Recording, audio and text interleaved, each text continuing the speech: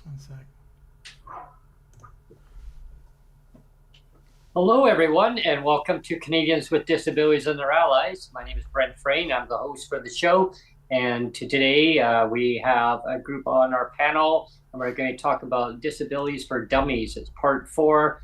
Tune into your favorite, Spotify app or wherever you want to find this show that, is great for you, right? Hello, everyone, and welcome to Canadians with Disabilities and Their Allies. yeah, you like that one, eh? It works. All right. My voice right over. That's cool. That was my twin, right? It's your doppelganger, yeah. My doppelganger here. Yeah. So, thanks for tuning in, everyone. We have Dan that just joined as well. Yeah. So as a part 4, I just wanted to quickly run through all of the statements we've covered so far. So quickly, we had 15 statements that were, like we said, Captain Obvious statements, simple truths of disability. So the first statement that we covered in the first and second episode, we should say, is moral compass check. Any claim that vulnerable and disabled are well taken care of is false. That was the first one. Second one, having a disability is hard. Third statement, disability is an added personal expense. Fourth, a disabled life is worth living. Fifth, Provincial PWD Shelter Allowance of $375 or $500 per month is discriminatory. Then we had in the part 3 last week, we had 6, disability income support is an obligation, not charity. 7, political solutions to disability need to be more nuanced. 8, accessibility isn't always accessible. 9, locking your dog inside a hot car is a crime. Putting PWDs in unsafe or unhealthy situations is very bad also. And the last one we did last week was 10, persons with disabilities have sex, get over it. So if any of those sound interesting to anyone, go back and watch it. It's been a really good series. This is the last of the series, so that we're going to cover 11 to 15. It's the last 5 points. And, maybe as a wrap up, we can talk about if anybody has any ideas of, one that they could have added. Maybe we can talk about that at the end. But so we're going to go to the 11th statement now, and that's paper straws suck because they don't suck.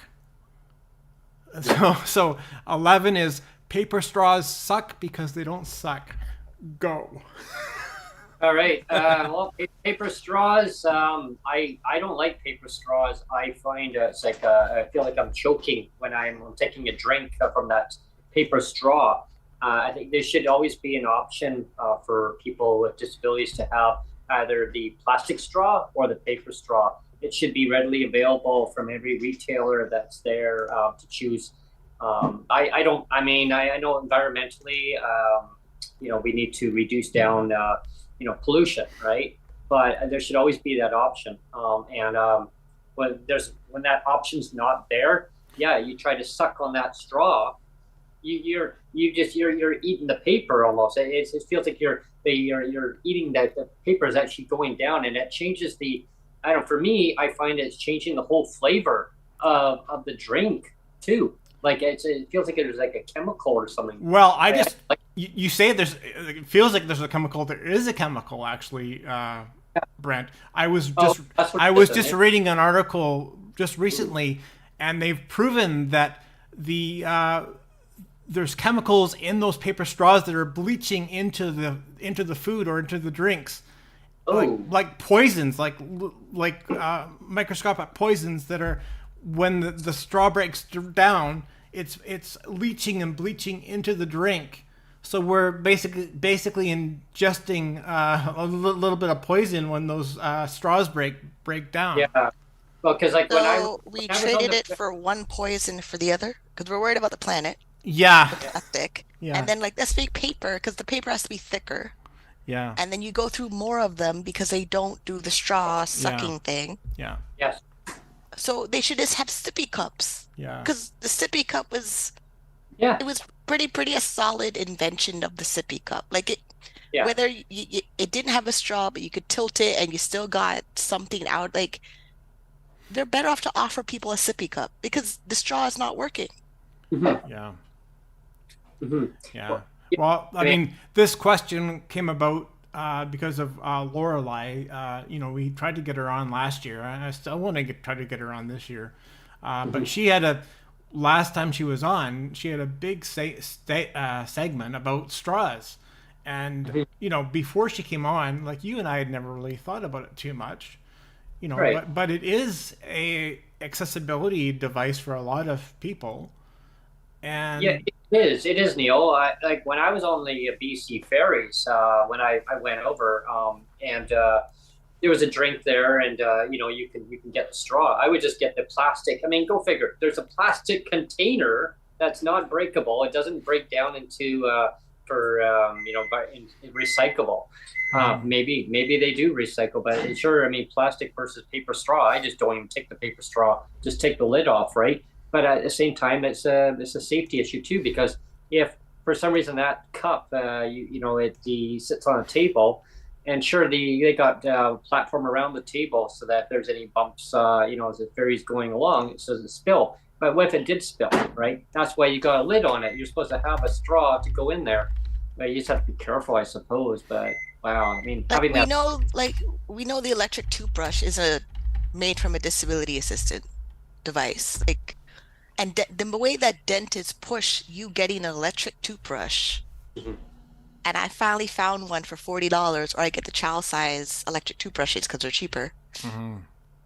Yes, I notice a difference when I go get my cleanings done. They're faster, there's less pain, all that. But the dentist literally drill you. Do you have electric toothbrush? Do you have electric toothbrush? Like they're anywhere from like $50 to $200 or $300 for the electric toothbrush. Mhm. And the water pick, the thing that sprays water in between your teeth. And the straw, they eliminate the straw when you kind of need that first, and then you brush your teeth. Yeah, Yeah. yeah, Yeah. Yeah. Yeah. yeah. We have Ellen trying to join here too, so Yeah. we'll see if you can get. Well, I'll go over to MJ. I don't know. I don't like these whole paper straw things. I mean, see, the problem that I have here is just my opinion that we've gotten overwrought with the ideas of the environment, and we're not going and talking about, what we can do with this plastic we already have, and we should be trying to do something with it instead of just throwing it in a landfill or horribly recycling it. And a lot of it is ending up in the landfill because there's no market for it, right? Mm. I mean, we've already had the Middle East go, or not Middle East, Asia go and ban our garbage. We had it sent back to us, so right. So we have to take a look at this from a realistic point of view and look at this and say, okay, we have this garbage. We have to find a solution, no matter what it is. I mean, I always suggest pyrolysis because you actually can go and take plastic, make gasoline from it. And then from there, it's actually burns cleaner than gasoline from oil because it's already been refined once. So, I mean, I'm looking at, harm reduction, or we can use it to make benches, boards, whatever. We're already doing these things. But how many benches can you put in before you run out of space to put benches, right? So so they're talking about mixing plastics into the road, so it'll last longer. I mean, they're looking at all ideas of trying to figure out this. But here's the thing: is when you put more plastic into the road, it still is going to eventually degrade and fall apart, and you end up in the environment. So, you're fighting a situation where you have to look at this from a point of view of there has to be a best solution mitigation process to the garbage that we have. I mean, we have tons of garbage and plastic, so we could literally just dig up and sit there and clean and refine this stuff into whatever. There's so much garbage, So to me, these paper straws, it's just trading one stupid thing for another stupid thing that's even dumber. So now we're going back to cutting down trees that go and take CO2 out of the air to make oxygen, right? Along with the other plant life, right? Let's, and here's the thing, is we're cutting down a tree to go and make these straws. Let's think about this. Sure, some might be made out of recycled paper, but that has to go through a purification process. That means it has to be bleached. It has to be purified. You have to get the toxins out from the previously used paper. And we ingest the bleach. Exactly. So the process of all of this is, and people forget that it takes 50 years for a single tree to go and be a viable carbon sink to remove enough CO2 out of the air to be useful. It takes 50 years. Okay. So a lot of people don't understand that when it comes to all of this, it's like, I would have no problem if they said, okay, we're going to go make straws out of hemp, and we're going to go and plant 1 million acres of hemp for plastic straws. I could, I mean, that would be a renewable resource, which would be a lot more viable to me, than even bamboo. Bamboo grows every 5 to 7 years or something. Yeah. Exactly. Bamboo even. You're right. Yeah. I mean, something alternative that is not going to cutting down a tree to go and, it's like where I live, we have a freaking power plant that uses bio whatever, and it's basically they take trees and soda and turn them into sawdust to go and burn to make power. And I just shake my head at the illogical thought process that we have when it comes to plastics and waste and other waste. It goes into a larger discussion of the environmental movement is not thinking with common sense. Yeah. And that's just, and I will say, for the record, that's my opinion. Yeah. I'm all for the environment, but it's like, it seems like an over adjustment or over compensation. It's like, look what we did, and it's like, and whenever the government or whoever is behind that movement does stuff like that, it's typically, vulnerable populations like the disabled that bear the brunt of it, right? It's like, oh, look what we're doing. We're saving the environment, and it's like, who cares about that straws are a disability device, and people can, I mean, maybe there's going to be people type in the comment like, well, you can always use the metal straws. I mean, well, yeah, you could, but people were impaled. People got the lady that had, or the jogger that had the metal straw. It went through their body. They fell down, and it went through their body. Oh, it's not like it caused another problem. Yeah. I don't remember a plastic straw causing damage that way, but no. Metal straws definitely do. Yeah. There should always be that option of having that plastic straw, right? I mean, it's industry. Somebody's telling industry to basically do this. Because it's like another company to basically make a profit off of. Hey, let's make paper straws. Well, who wants to be the vendor today? So yeah, let's make these ones. So it's paying somebody off to basically give them another job to basically make these paper straws. It's not working. It's a choking hazard, and also the chemicals that are going into your body too, right? It's just nasty. Well, and this is where, to me, it's like, if you're making something from recycled product, you have to understand the process, and with the amount of chemicals that are being used to, basically they shred it all the way back to fibers. And then, it gets cleaned, it gets washed, it gets bleached, it gets leached, and then it gets washed again, and so on, to the point where it's like there's been so much chemicals put through this, it becomes in itself a health hazard. Yeah. But here's a paper straw for you. Exactly. Yeah. Dan has a question or thing. Yeah. Go ahead, Dan. Paper straws absolutely suck. So on a personal level, I hate them, but I agree with every single thing that MJ and Minnie just said. I mean, if you're going to eliminate one, it kind of defeats the purpose when it causes another problem, right? From what I've heard within this community, as well as other disability communities that I talk with, it is a choking hazard for some.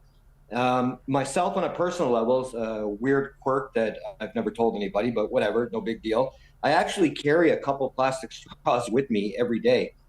It's just a personal preference, right? I recycle.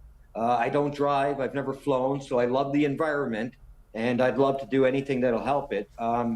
But yeah, something like this, it's just something that's not really on my radar in the sense of worrying about it. I listen to what goes on in the community and I adapt to the situation. Yeah. Thanks on that on that viewpoint. Because yeah, I mean it's yeah, definitely straws are definitely a huge issue for the environment and also for people. Yeah. What was that? Cutlery is big. Wooden cutlery. Oh, that's a good point, Sonia. Wooden cutlery. Now you got plastic. Then there's ones that are apparently made out of paper. Well, those are bleached too, right? Yeah. So there you go. More bleach. The lids are still plastic. The Tim, lids are still plastic. The wood ones, when you clean them, you have to make sure they don't swell because the wood absorbs the water. But over time, they literally hold the bacteria right in it. So like when people use the salad giant forks and stuff, or like the ones for cooking, the wooden spoon to make sure you sketch off the bottom while you're cooking. Yeah. It's not better. They're temporary good utensils to use in that moment. And then every time I get something from Swiss Chalet, so Swiss Chalet got rid of the containers for the food, but they still have plastic utensils. Those just keep around because I need them to not scratch the non-stick surfaces of things. Yes. Because you still need plastic for non-stick food. And then eventually they found out the non-stick coating is toxic. But some of the non-stick things cook food better. Yeah, I know. It's a tough one, right? Because you don't want to start scratching that non-stick surface because then now you're just exposing out all the toxins, eh? Yeah. Anyway, we could probably go on to the next one. Let's try to go through these quickly. We have 12, and this is in honor of Jeff Leggett. So. If anybody remembers when Jeff was on just before Christmas, he came on and he did a Christmas message, and he talked about this. So this is in honor of Jeff. So 12 is metaphorically speaking. So I have the metaphorically speaking right in there. Pulling a bad tooth is not the same as fixing it. Metaphorically speaking, pulling a bad tooth is not the same as fixing it. Go. Well, pulling a tooth, I mean, if you can salvage a tooth, why not, right? I mean, but if it's going to cost a lot more because your dental plan, disabled dental plan, and as everyone knows, I mean, people are on either ODSP or any provincial disability assistance. Of course, they used to be pensions at one time, but that's another topic. The plans they don't cover a lot of these extractions. Like if you start getting a lot of them, it starts adding up. Now you're going to use up your whole plan. So dentists actually say, hey, let's salvage a tooth because hey, that tooth is very important there, Brent. That one, you don't want to lose that one. So metaphorically speaking, is that you want to salvage a tooth, but unfortunately, if you're not going through pain and suffering though, then they don't want to remove it. But it really comes down to the patient because if they're going through a lot of pain, the dentist will actually, at the end of the day, say it is ultimately the patient's decision to remove a tooth. They'll try to convince you not to, because dentists, they're in to make money. I mean, if you lose all your teeth, they got no business now. No, it's not that they don't have business. They literally just switch you over to get veneers. So like my friend, for whatever reason, her teeth are always being pulled. Mine, luckily, they're all here, except for 8 of them because wisdom teeth, and I had 4 out extracted for braces because my jawline is too small. So it is based on the patient because it could be genetics, it could be a smoker, they could be like alcohol person, they could be bulimic. There's so many other things that just destroy a person's mouth. So when you're in the dentist's office and your insurance is ODSP, like I had a thing growing in my mouth, but the dentist is not qualified to remove it. So I got sent to the oral surgeon, and it was just this weird annoying thing, and we're hoping it doesn't grow back. But if it grows back, I literally have to decide, max out my credit card to have the oral surgeon remove it, or just live with it because the dentist is not qualified to take it out. All while trying to keep because my dad put me in braces when I was in high school for 4 years. So growing up with that insurance, we made sure to max out the insurance to cover all my dental stuff. And now it's just me maintaining it. But for other people who their mouth is literally just falling apart, eventually you cannot eat food. And it's back to straws. It goes back. If you have no more teeth in your mouth, it's back to straws again. It's back to smoothies, it's back to injections, it's back to liquid food because you no longer have teeth in your mouth. And then the dentist has to send a request to ODSP and hope it gets approved. Like I need a night guard, so I'm not clenching on my teeth anymore, but I cannot get it covered by ODSP because it's not from a head injury. So like there's a certain criteria that they cover specific things, or you're escalating it so that a different part of the government's covering it. When really they should just pay for an extra bigger plan in whatever private insurance plan that they're contracted with. Which is like how BC or whatever has the Blue Cross connection. They just need to pay more money in Blue Cross. I'd be happy to pay an extra $50 in Blue Cross. If they don't need more services or more access to taking care of my overall health, so I'm not in the emergency room trying to do some emergency patch-up thing because the preventative care wasn't done.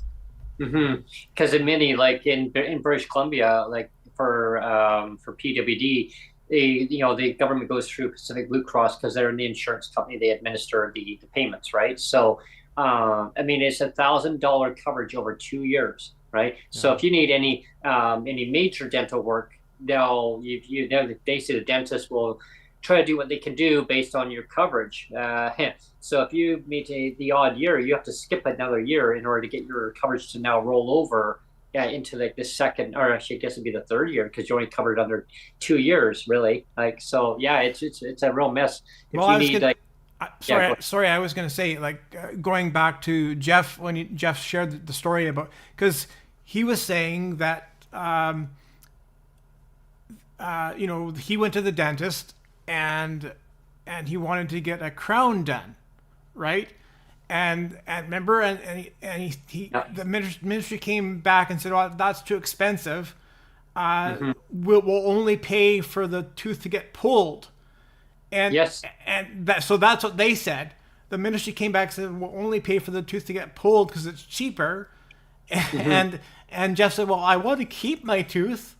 So how about if I just pay the difference? Like, you can fund the tooth, pretend I'm going to get it pulled and fund that percentage of it, and I'll just top up to have difference to get have my tooth kept." And they said, "Well, no, we can't do that." Right? I mean, that's just... It's the codings, the medical code. So if they put in medical code extraction, and government always asks for receipts, and extra notes and documentation because they're watching taxpayers' money. The dental clinic doesn't want to get in trouble for putting in the code something different, because they do it with I have a wire in my mouth, and every time the cement chips off. So we're trying to find another thing in the code to cover the patching of the retainer that literally holds my teeth in place so it doesn't relapse. We're basically preventing me from going back into braces by making sure that the wire in my mouth is still there. And she's like, "Oh, let me figure out what code to put it in." And I'm like, "Okay, like as long as I get what I came in for." So it's a combination of the codes that they have, the billing the codes, and then checking receipts. They're constantly checking receipts. They're all constantly doing audits. It's not like they're auditing us individually. They're auditing us. They're auditing the services we get access to. So if you wanted the medical supplies, the incontinence supplies, and they only tell you to go to those suppliers that have it, the supplier could be nowhere in your city, but because they're giving you the adult diaper, you have to go there. And then they make it a big deal of you cannot go anywhere else. You cannot choose. Like you could have one on sale in your walking distance from where you are, but they don't want to get you access to it. So it's a combination of everybody's in agreement of watching for taxpayers' money, and you don't get the best choice because the government just saying we chose it for you. Yeah. MJ had Yeah, like quick before we go to MJ, like I had a medical procedure that I needed to get done. The dentist had recommended, wrote a letter to the government at the time, and it was actually the current government. Well, I mean, the government that was in power, and then they had the opposition, and then I was told to give a copy to opposition plus the current government and say, now who's going to make sure, who's going to root to get this done. And they said, you need to salvage these very important teeth. I can pull them, but he said that the government says pull it, because it's the cheapest option. He says, I want to salvage it, Brent. I mean, it's very important, Ray, because it actually changes the whole dynamic of the structure of teeth. The teeth start shifting, they'll start moving, right? And we don't want that to happen, because then it creates a whole big giant health issue down the road, right? So, I mean, kind of going. I'm experiencing that. Yeah, and that's exactly kind of what Minnie was saying. It's the government has codes, and I remember going through that procedure where I said, okay, so there's just same thing as what you mentioned, what Jeff had gone through, and the dentist says, well, technically I can't do that. I could, but I'm not allowed to do that, because the government will want to have copies. If they actually request to see a copy of x-rays to determine that what's going on here, and all of a sudden, oh, hey, how did that tooth grow back? He was funny dentist. Why did it grow back? Oh yeah, hey, the tooth grew back. Hey, we just pretended we took it out, but we didn't, right? He says then to behold lawsuits and but anyway, end of the story. Long story short, before we go to MJ is, the government turned it down. They said no, it'd be too expensive. So just yank out what needs to be yanked out. So you had to go and do it. So yeah. Yeah. Go ahead, MJ. Well, and this is where, having proper dental care is one of the big things that, a lot of people really take for granted, and they make this even more difficult for us. It's like if you have regular health insurance, then you can just go and say, just bill my insurance. It doesn't matter what it is. The insurance will cover it, right? Mm-hmm. And this is where the problem of this government getting in the way. It's like, what if you just paid the deductible and just cover the deductible, whatever it was, and be did with it, and say, this is the amount of deductible that we're going to cover for your insurance policy, right? Over the course of the next X amount of years, right? And then maybe there'd be a lot less problems. But, one of the biggest problems is because they make it so difficult to deal with all of this stuff is people just say, you know what, I don't want to deal with it. They'll let their dental health go down the drain, and they end up with things like oral cancer, other, serious problems from teeth going bad and all the rest of the stuff. So, I mean, the major health concerns from all of this is, to me, is like if they just stop goofing around here. Penny pinching, right? That if they just did this right the first time, then down the road there wouldn't be more excessive costs at a later date. Because if they, this is where the problem is when they do these things, they're not forward thinking to go and say, hey, if we do it the first time, then guaranteed we won't have to worry about it later on, or it won't be a bigger issue later on, right? So solving the problem should be the paramount solution, but our governing system and our government don't want to solve the problems. They just want to go and kick the can down the road, which goes, it's like, it's our health, okay? It doesn't, that's the problem, is they don't care, right, about our health. They just care about pinching pennies. So to me, if they actually cared about our health and realized, hey, if we did this right, we wouldn't have to be paying for more down the road at a later date. It's just my opinion. Yeah. Dan's got his hand up, so you can go ahead, Dan.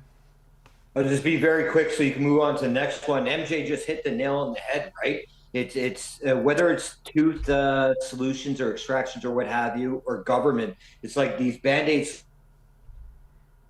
solutions just aren't working.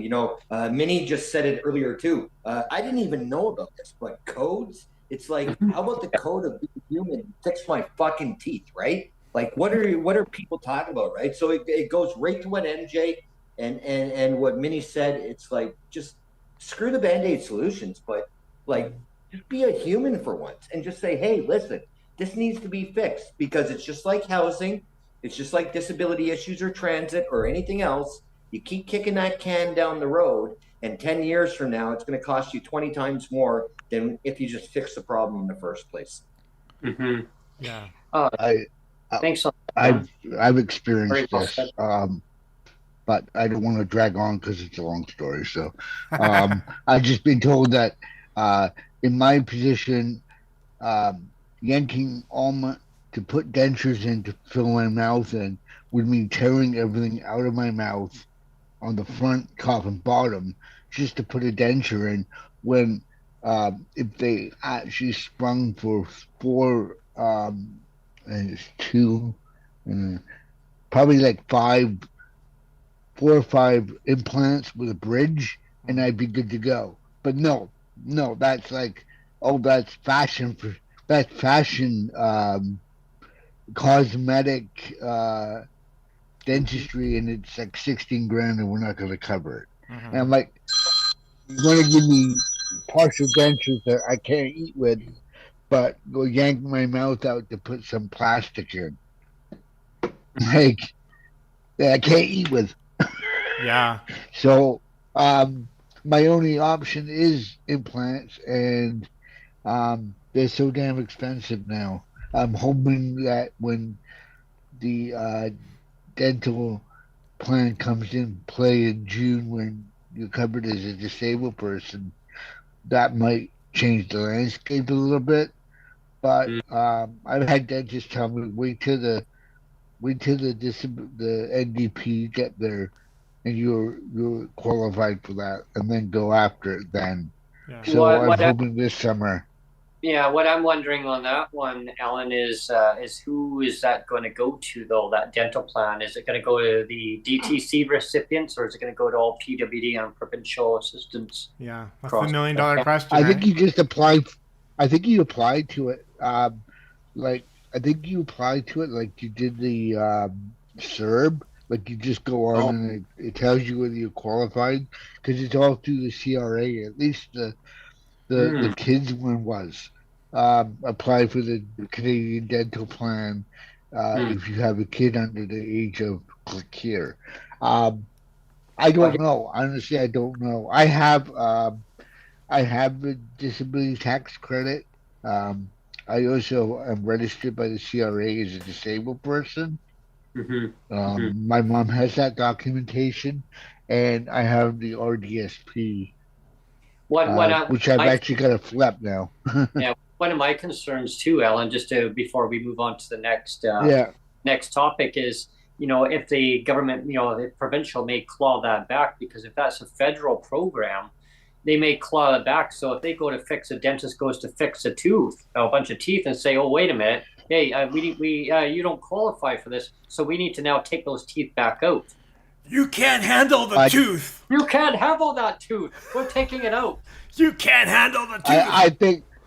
I think if people on ODSP were clawed back or toothed back, not to use a pun, if they were toothed out by the province, I think you would see such an uprising that they would have to backtrack it. I think Doug would get more trouble and would lose popularity for going after people with disabilities, because there are wealthy people out there that have loved ones that are on a disability, are on ODSP, and I think the backlash on that, and the fact that he's already in hot water with the RCMP being under investigation, and the way that he conducts himself, I think Doug Ford would, to use an expression, bite off more than he could chew in the popularity scheme. That's a good one. And I think it would backfire on him if he played the Ebenezer Scrooge card, tooth for tooth, as you might say.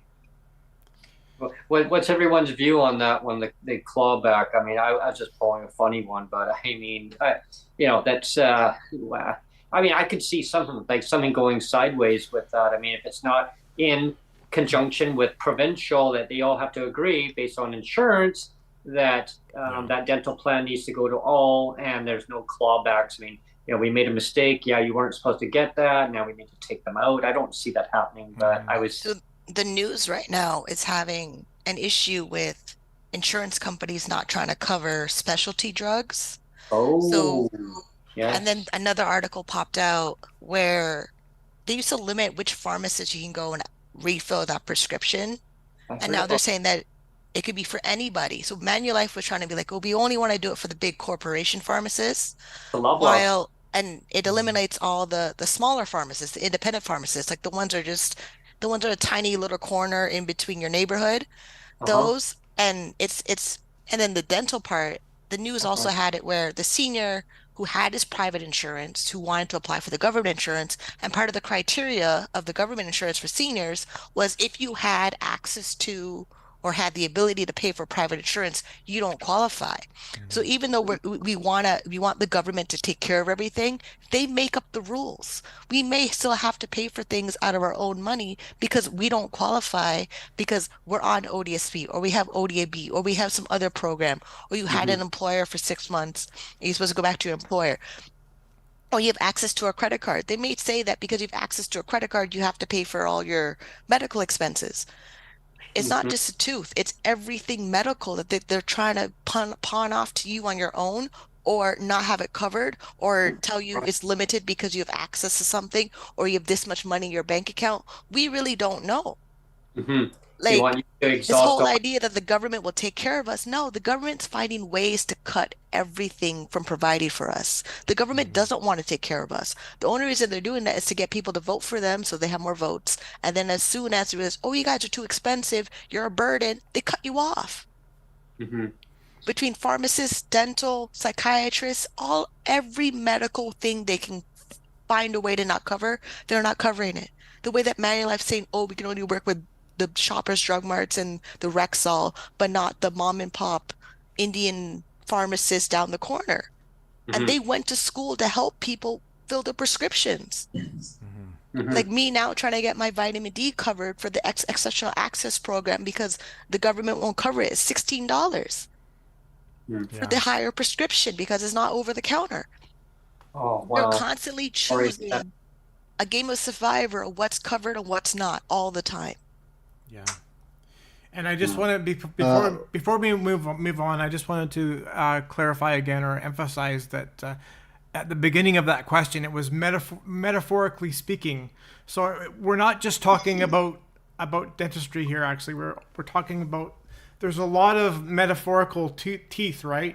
So we're talking about basically the whole gamut of healthcare, really, where the government is saving a buck at the expense of, like we've said, kicking the can the down the and making a bigger bill down the road, right? Mhm. well, I At the posted expense of something. people's health. Yeah.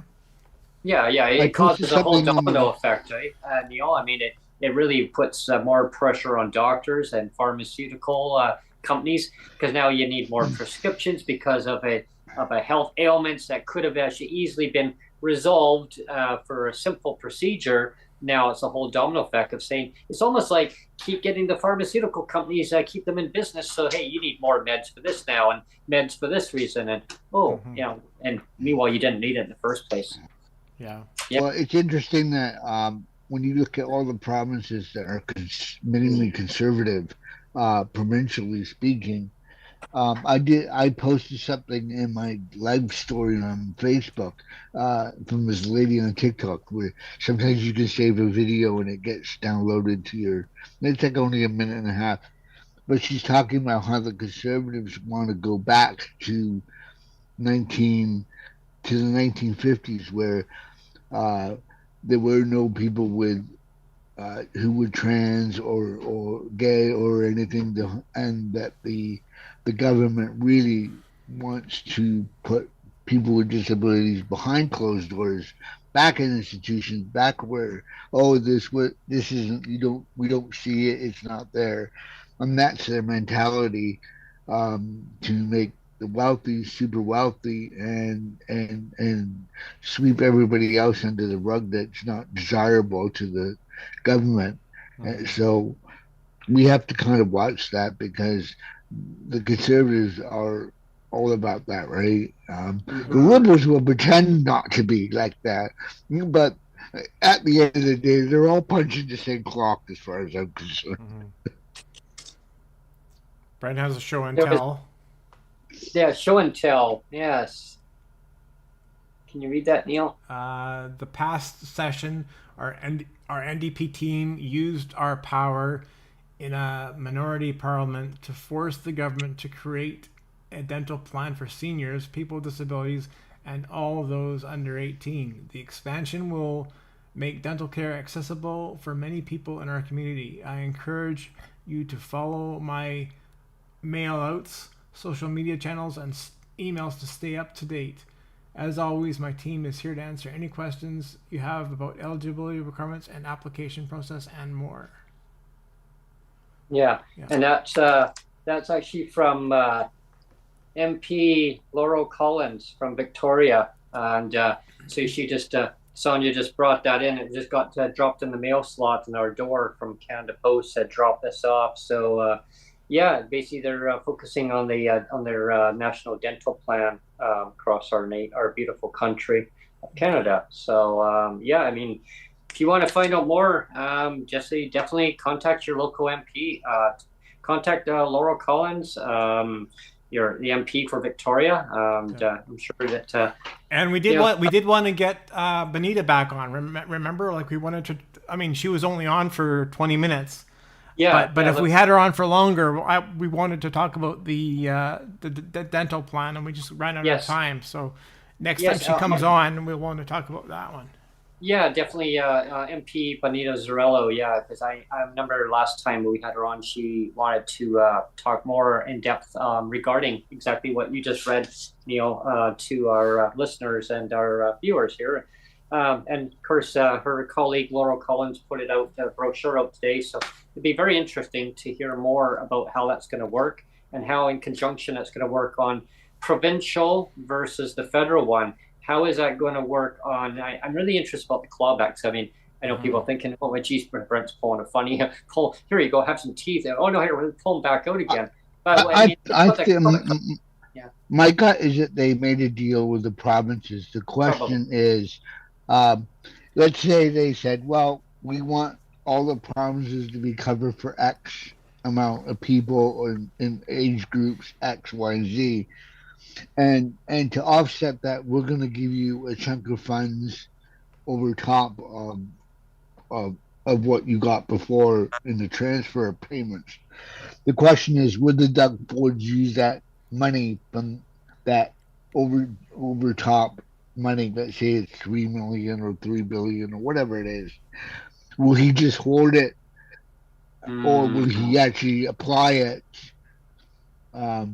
To look like he's being the good guy, because I don't think he's doing well in the polls either.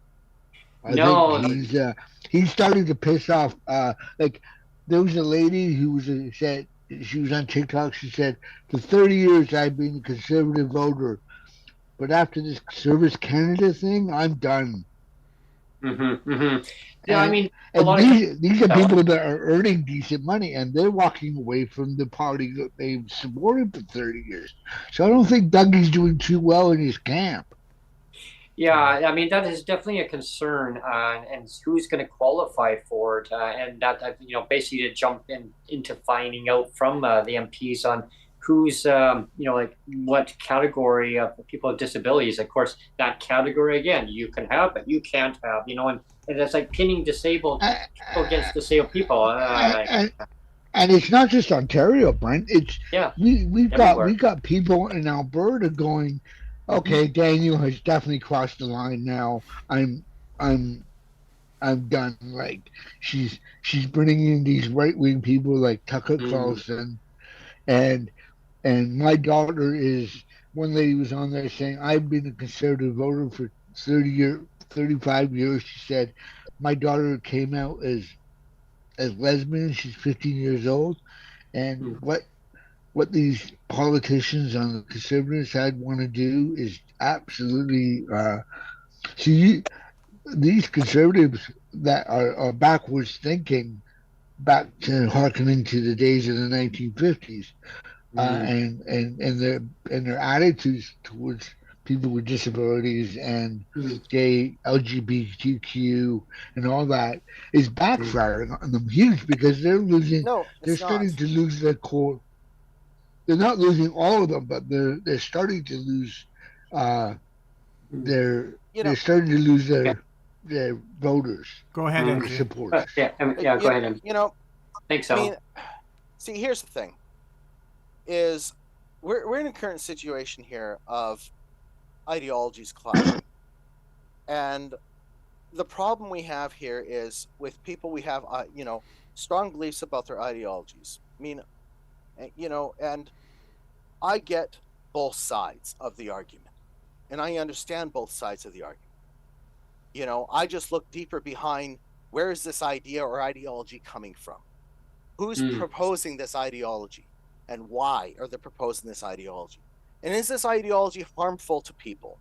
That's the big question I ask. Is the ideology permanently harmful to people? Right? So when I look at these things, I look at this from, where's the idea come from? Who proposed it and why? Right? And I sit here and I question the bigger picture. So when I look at this stuff of, going and, I don't care if people are gay or lesbian or whatever, right? But what I do have a question about is having permanent reassignment surgery for people that haven't left their teenage years, because their brain is still developing. They still haven't been able to experience any life. They might change their sexuality again, but once this is done, these types of surgeries, it's irreversible.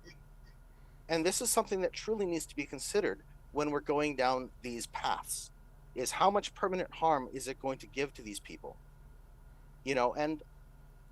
Like it or not, we can't sit here and ignore reality of harm.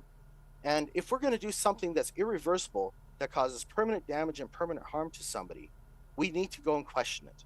This is why we question MAiD. This is why we question everything. We question MAiD and we argue about it and we discuss it on this show about the permanent ramifications of it. So when I look at these ideas and all ideologies, I question, even from the right, from the left, from the middle, everywhere. Does this cause permanent harm to society or to multiple individuals? And it's this question that should be asked and should be answered by the politicians who are proposing these ideas and ideologies, right? So we can't sit here and, diminish or just blindly accept that this idea is the best idea or this ideology is the best ideology without questioning whether or not there's permanent harm. So, I'm not against people going and having this surgery, but they should have it from a place of complete understanding of where this, all of this comes from and where and what it will do to them.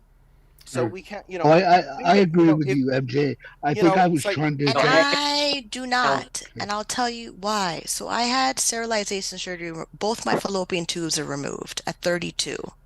Because I'm 32 and I'm female, I was told I would change my mind about having children. I did not. I'm 39. I still don't want them. I don't want no little bugger growing in my body, but the government wants to control my body, the body that they're not going to take care of. They're not going to be there if I have a miscarriage. They're not going to be there if the baby is in the fallopian tube the wrong way. They do not care what happens to my body unless they make a profit from it. Right now, women cannot get the abortion that they need. They cannot make a choice that they need in America because some government wants to control our body. So when people are saying, oh, you'll change your mind. Oh, you don't know yet. Oh, your brain is still developing. When people know exactly who they are, they do not need anybody else changing their mind because they're not going to be there. If you force a person to live a life they do not want to, they will find ways to end their life. It is that simple. Yes, and the bigger Putting a argument, person in a box and say, oh, you have to wait. Oh, you have to go through an evaluation. Oh, you have to go through this doctor. I don't need a doctor to tell me I don't want children. I already know that. That was the whole point I went to the doctor. If I could do the medical procedure myself, I would. But because we literally, certain decisions we cannot physically make because we're not medically trained, we're stuck waiting for some third party person to do the decision that we've already decided. The level that we obsess over and over again, to the point where we become depressed. We have anxiety because we're living a life that is not true to us. But we have to wait for a whole political party around the world to tell me that I cannot live the life I want to have.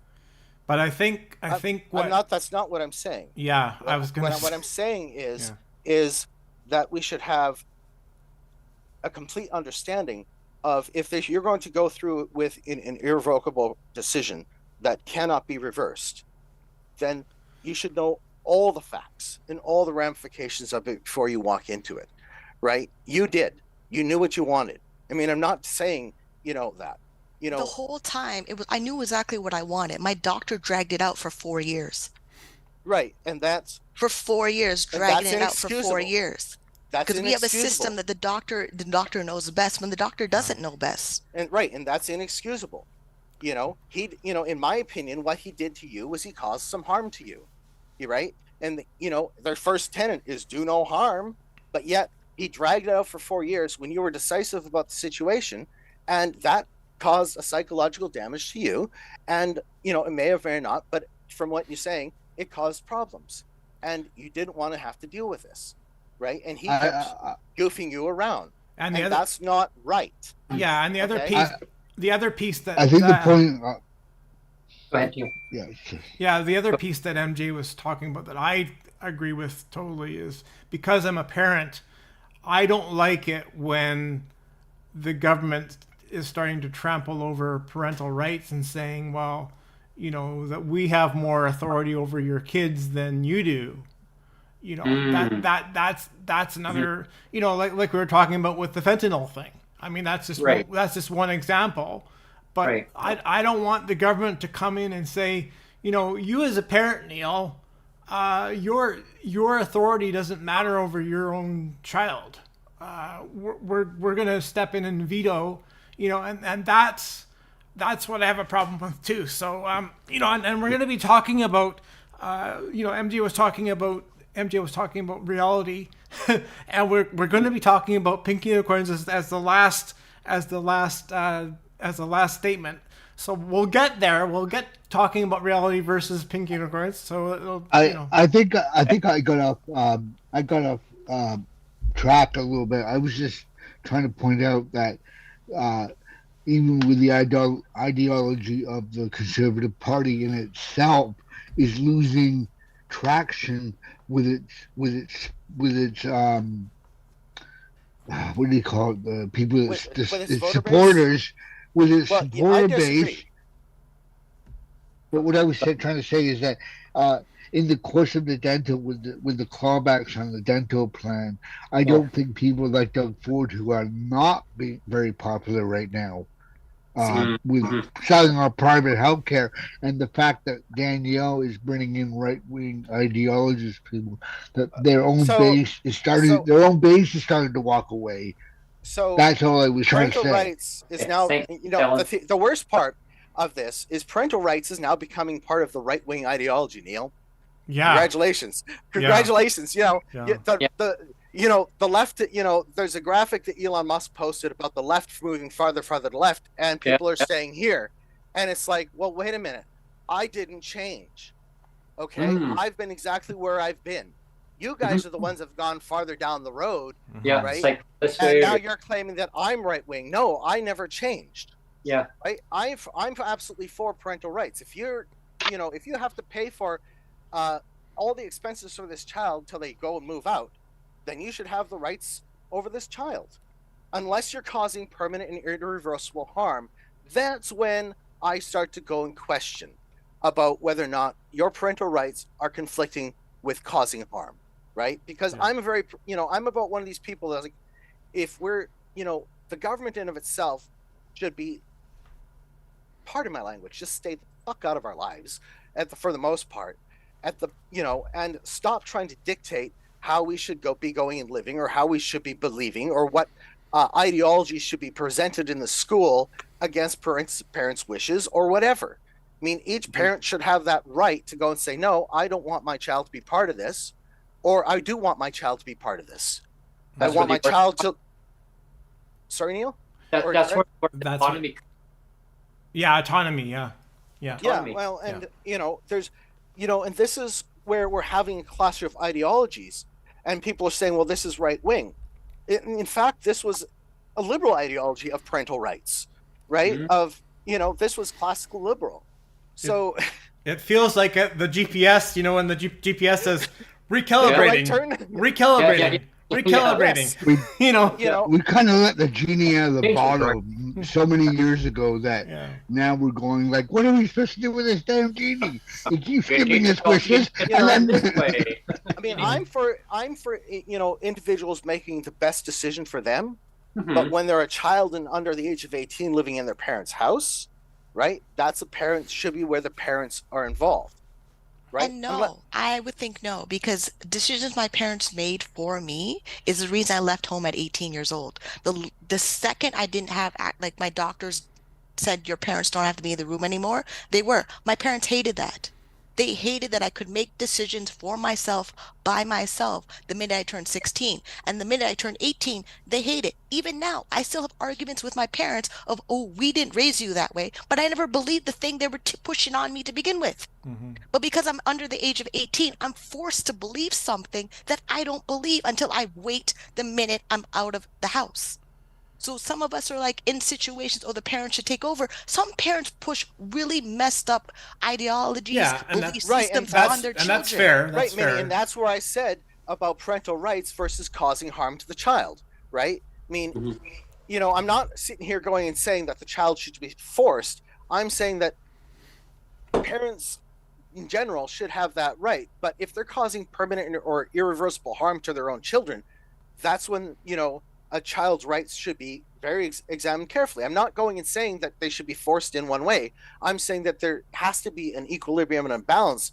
And the problem is the equilibrium and the balance is going to be pushed towards where the government's saying, well, we know what's best for your children.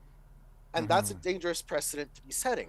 I mean, right? I think we have to start with the understanding that all things being equal, like assuming, right. I'm assuming that most parents, like, in Minnie's case, I mean, obviously she didn't have the parents that supported her the way she wanted to be supported. But I couldn't tell anybody. It's not like I could tell the school or tell the police officers or tell another person in authority that my parents are having me believe something I don't believe because it causes another problem. Yeah. So out of survival, you're literally doing all you can just to get to the next day, just until you turn 18. So great. Housing situation looks fine on paper. They're doing the basic necessities. Great. My dad put me in braces. Great. They had us in school. We had clean clothes, but at the same time, the belief system that they wanted me to believe. And if I didn't believe it, it's a huge argument where I didn't get dinner, but you wouldn't know that because my dad went to work the next day at TTC. So how are you supposed to know? Exactly. And then we don't even know who to tell that my parents want me to do something that I don't want to do. We don't even know who the person's safe to talk to about things at home that are not going well. Because I didn't have that until I turned 18. And then when I did tell my teacher in grade 7, it was great. It was like, oh, go back, talk to your parents. What was I supposed to do? You tell the teacher something bad at home is going bad. You send you back to your parents. Child services comes and does the little interview. But if they think your home environment is fine, they still keep you there. They don't automatically put you into another environment. You're still in the environment until you're legally not able to go to school or emancipate yourself that you're on your own. I'd be in Mimi's camp. I had a very close friend I went to high school with. Her and her brother, they were twins, actually. They were born at the same time. They were the same age. I think they're 2 minutes apart. On the surface, the family looked very loving. Station wagon in the driveway, minivan, the whole Volvo, whatever. Everything looked fine, but the kids, the two twins, had locks on their windows, and their parents could lock their room from the outside hallway. Like, and nobody knew. It was by fluke that they were allowed to have a sleepover for their 16th birthday. Um, and I was invited to the house party, and but it was all the kids had to come with their families. Like their parents had to be there. That was the rule of the house. So if a kid came over for the sleepover, his parents had to be there until all the kids were tucked in and stuff. And the boys couldn't hang out with the girls. It was the amount of the level of control in that house made me sick. I wanted to go. I actually told my mom I wanted to go home. I was like, I'm not getting locked in some bedroom where I can't. I have to knock to use the bathroom. You know, like I was like, I'm out of here. Yeah. Like, We get to Dan's take on this. Dan, do you have any insight or like maybe comment on this topic? Oh, you would, wouldn't you, buddy? I add So- to Dan. I'll try to be as quick as possible. So long story short, I have a 28-year-old kid. And when they were about 19 or 20, and keep in mind, I'm not trying to fucking dox myself or anything, but keep in mind that from about, I don't know, probably about 8 years old till about 17 years old, I didn't have a partner in life. I didn't have that option for whatever reasons, right? Story for another day. But at about 19 or 20 years old, they came out to me as non-binary, and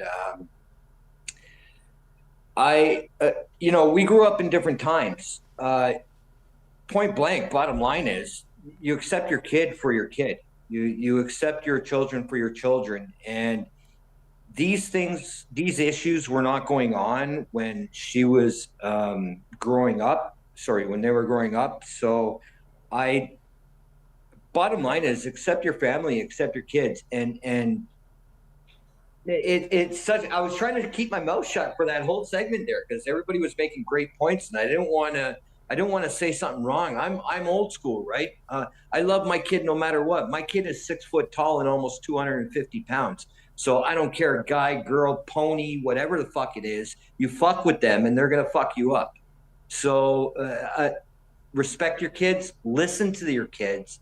And like I said just a couple times, and sorry if I'm repeating, I'm going to sit back and listen on this one because I'm a supporter, but I don't want to.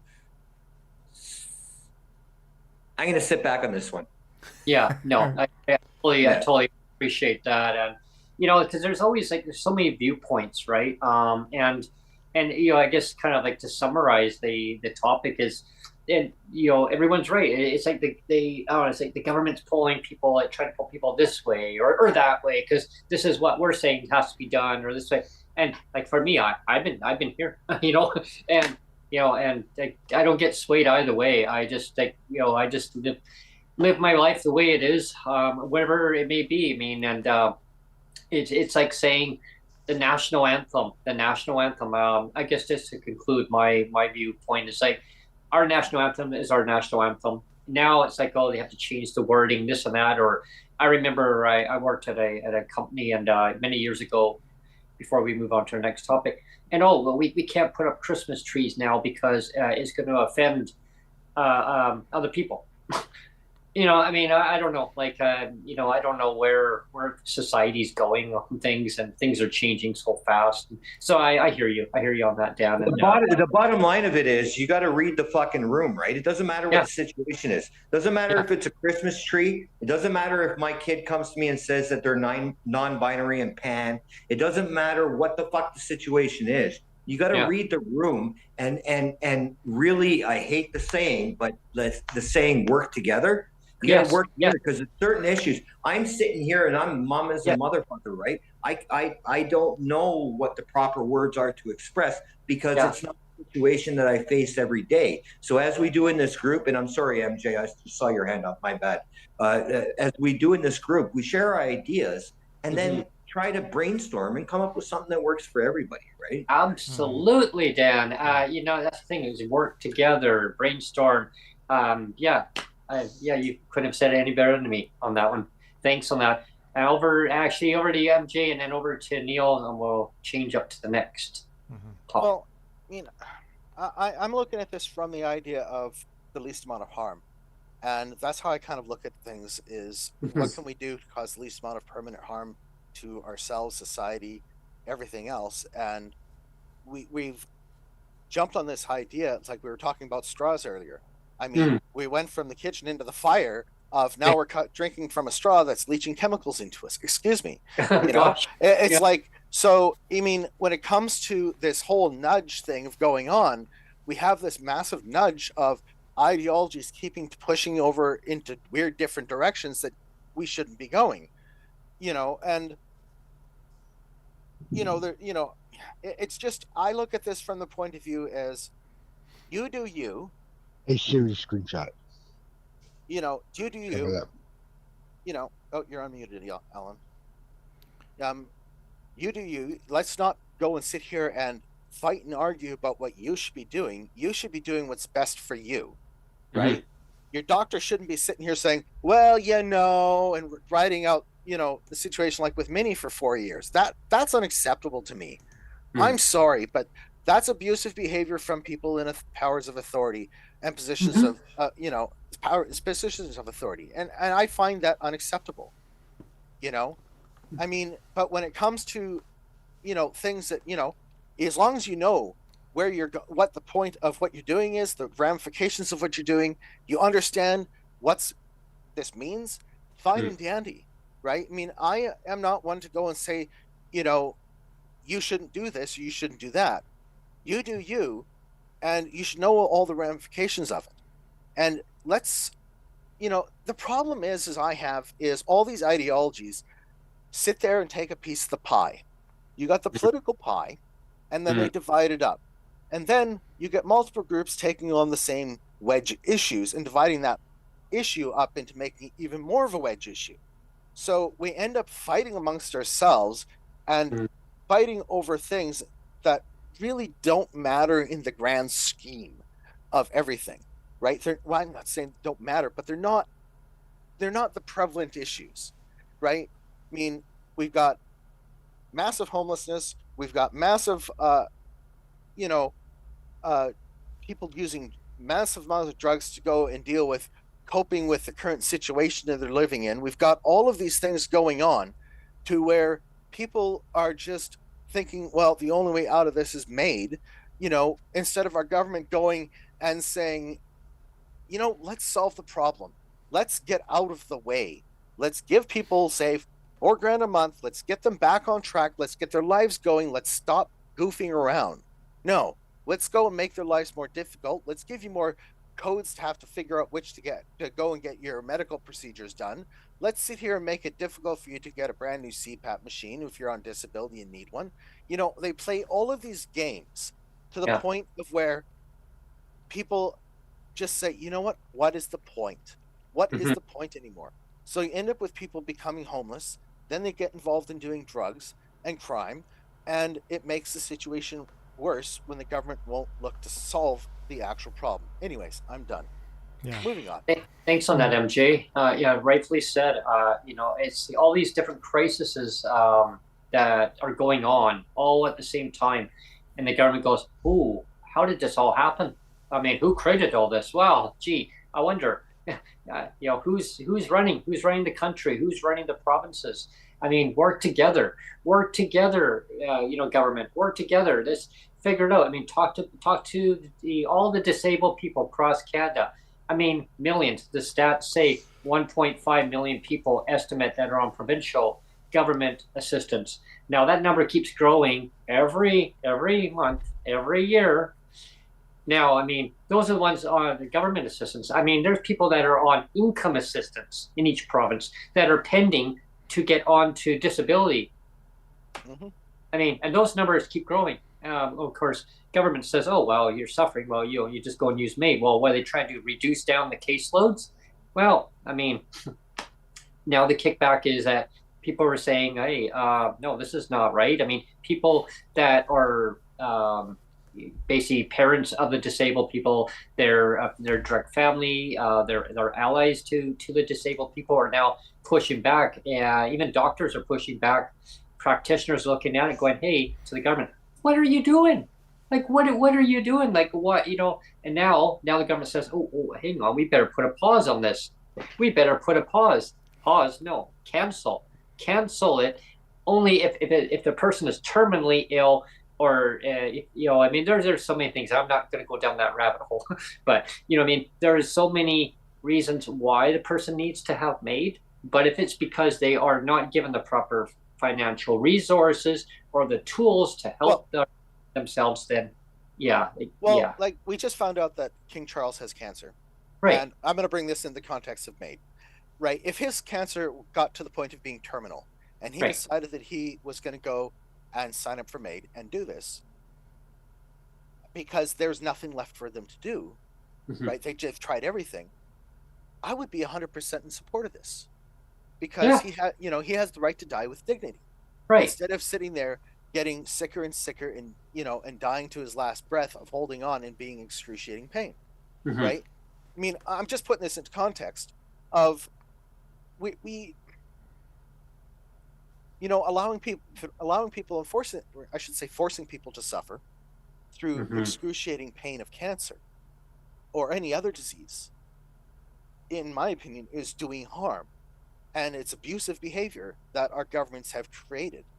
To where so it just, I don't know, it just behooves society to go and question, what road are we going down to, and is this the road that we want to travel, or do we need to take a U-turn real quickly?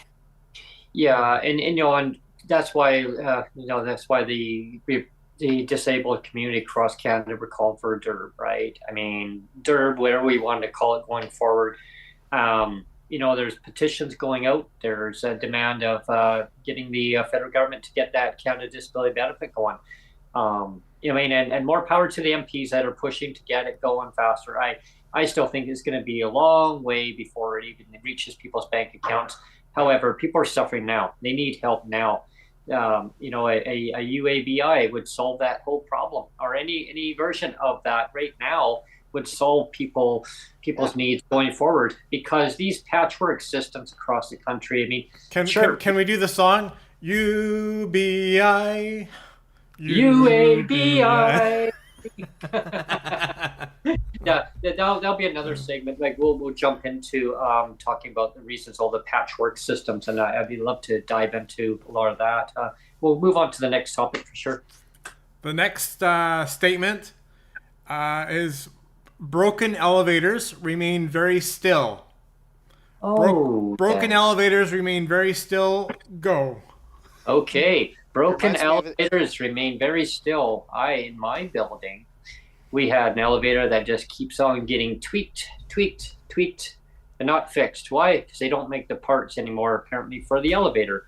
So broken elevator is very still. So now you're stuck on a floor. The door closes. You have to hope that door is now going to open.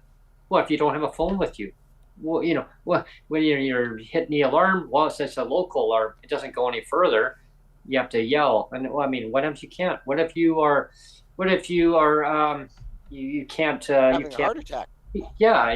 If you're having a medical condition, something's happened to you, or you're claustrophobic. I mean, now that creates a whole another issue in itself. And then the management company says, I guess we better get that fixed, but that's going to cost. Who's going to pay for it?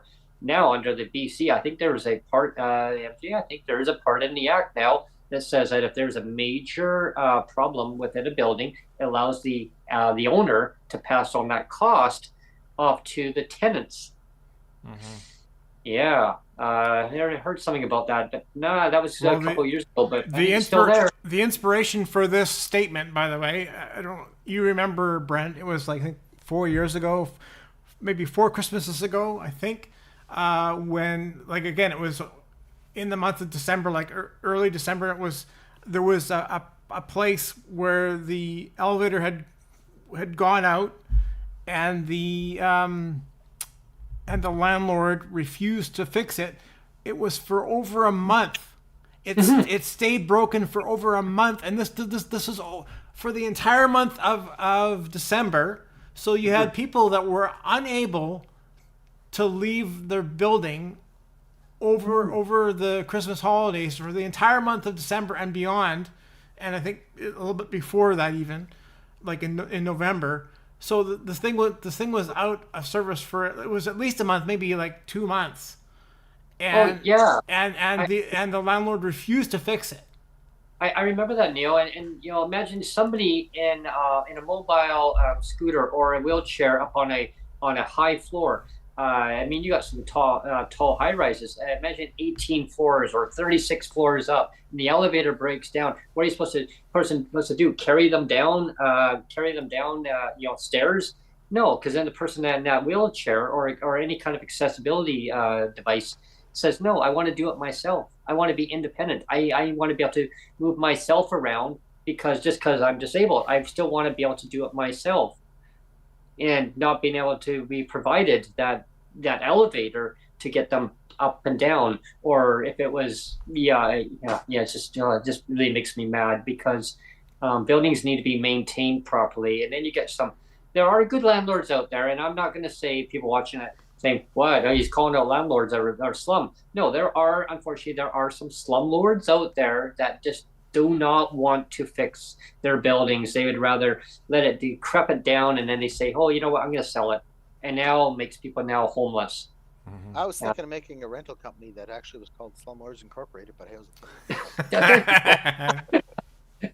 anyone else want to chime into that? So I mean, I was stuck in the elevator before, but yeah. Toronto had a power out. That was my building. At least one of my I was one of the many buildings. Ooh. So I'm on the 7th floor. So going downstairs was pretty easy. And then upstairs, I got tired of the 5th floor, but it was fine. It's the 5th floor. I'm on the 7th. But some of us were in the lobby when the power went out because we had one outlet in the lobby that charged cell phones, which so the level of we're literally hanging on to our technology because we still have access to the internet. But we eventually talked about the elevators because the power went out, and then we're like, is anybody in the elevator? And I'm like, there's an alarm in the elevator. It should be working. Like my building does the alarm testing all the time. The handicap buttons for the laundry room and the front door, they work. And then during the power outage, we kept the door open because you couldn't tap your card to come in. Right. And then there's a person on the 1st floor. He's in a scooter. He's on the 1st floor. So he had a radio. So he would come out and update us about the power outage. But some buildings really don't care, or then some buildings they care because the building beside them didn't care. So my building does all the things it's supposed to do because the building besides had a huge fire. Like because they're trying, and the way that they were offering tenants who lived here a long time $5,000 to move to their other buildings. And sent up, yeah. I can't afford, even if I get $5,000, I can't afford the next building. Exactly. And the next build, like the next neighborhood or the next whatever, because this building bought more buildings, and then they bought townhouses, and they're trying to get some of the older tenants to move to the townhouses. And it may not be accessible, like the way that they have a walk-up building that's only stairs. So if you have a walk-up building that's only stairs, and then you become disabled where you're on that walker that has that built-in seat automatically in there, you're not going upstairs. Oh, no, definitely not. And then the way that the building was, some people lived like anybody above the 7th floor, they had to walk up the stairs, and they came into the building and found the power went out. They were very upset. They were like, fuck, I have to walk upstairs. So I have to get a fire ladder to basically take them down. Whatever the situation is, of whether it's this TTC elevator not working, or your building elevator not working, or your building has tap cards for everything with automatic doors, then people break them. So even though it's accessible, it's supposed to use the accessible button, people force it. People don't wait long enough for the machine to work and do the automated thing to open the door. So we're dealing with able-bodied people who use the accessible buttons, and they are probably the ones breaking it, whether it's kids breaking it or accessible people who are impatient breaking it, that when a disabled person needs the access to that service, we broke it. Like there's also that. So not only the building is trying to stay up to code and be accessible to everybody, they also deal with people who are breaking the stuff that they're paying for. Yeah, and it's beyond frustrating, right? Because it puts a whole barrier to people be able to to get to and from where they need to get to, and that's a huge roadblock there. I mean, it's just yeah, I feel sorry for anyone who's on a higher up floors. I mean, people that are able to climb upstairs, I mean, great. I mean, more power to them if they can. I'm on the first floor for a reason, for sure. Exactly. Yeah. And I mean, like my building has a running updated list of who needs extra support during an emergency, but it's the fire department that's going to do it. It's not like another, unless the tenants volunteer, depending on other tenants in the building, they volunteer to help someone come down the stairs during an emergency. But we're hoping the community of the building is reasonable, helpful, and then that the building keeps track of who needs accessible services during an emergency, plus also paying for the cost of if kids break the handicap buttons, the wheelchair buttons, they're paying for that. They're like, luckily that part of rent is not increasing, but it's definitely one of the things that they added to the list of reasons why they wanted the above gear guideline. Because the money's coming from somebody. Either the building is just going to take it as the expense for the building, or they're going to pass it on to the tenants. And if the tenants are breaking the things we need, I'm paying for something that someone is breaking that doesn't need to be. You don't need to touch the button 600 times. You don't need to force the door, but people are doing that. Even when I go for laundry or grocery shopping, I go up the ramp because I have my little cart, and then if someone comes down with a wheelchair, they don't even give space. Like the way that they take up the whole ramp and don't give space. And if the button is broken, like for people that have invisible disabilities that need it's a whole thing. People just need to be educated and care and not damage the thing that's supposed to help people. Yeah, exactly. MJ was trying to show something on his phone, but the filter on your screen was perfect. Yeah, I saw that. Apparently, BC Premier announces resignation of Minister Selina Robinson amid growing NDP backlash. She made apparently an Islamophobic comment with regards to Palestine, with regards to being Palestine as a crappy piece of land with nothing on it, January 30th. So she's resigned. Oh. She resigned. She resigned from cabinet. So I don't know if she's still going to be a member of the party or not, but doesn't look good because the rest of the article basically says that the Islamic groups have basically told the NDP they're persona non grata with any of their organizations and sacred spaces at this moment.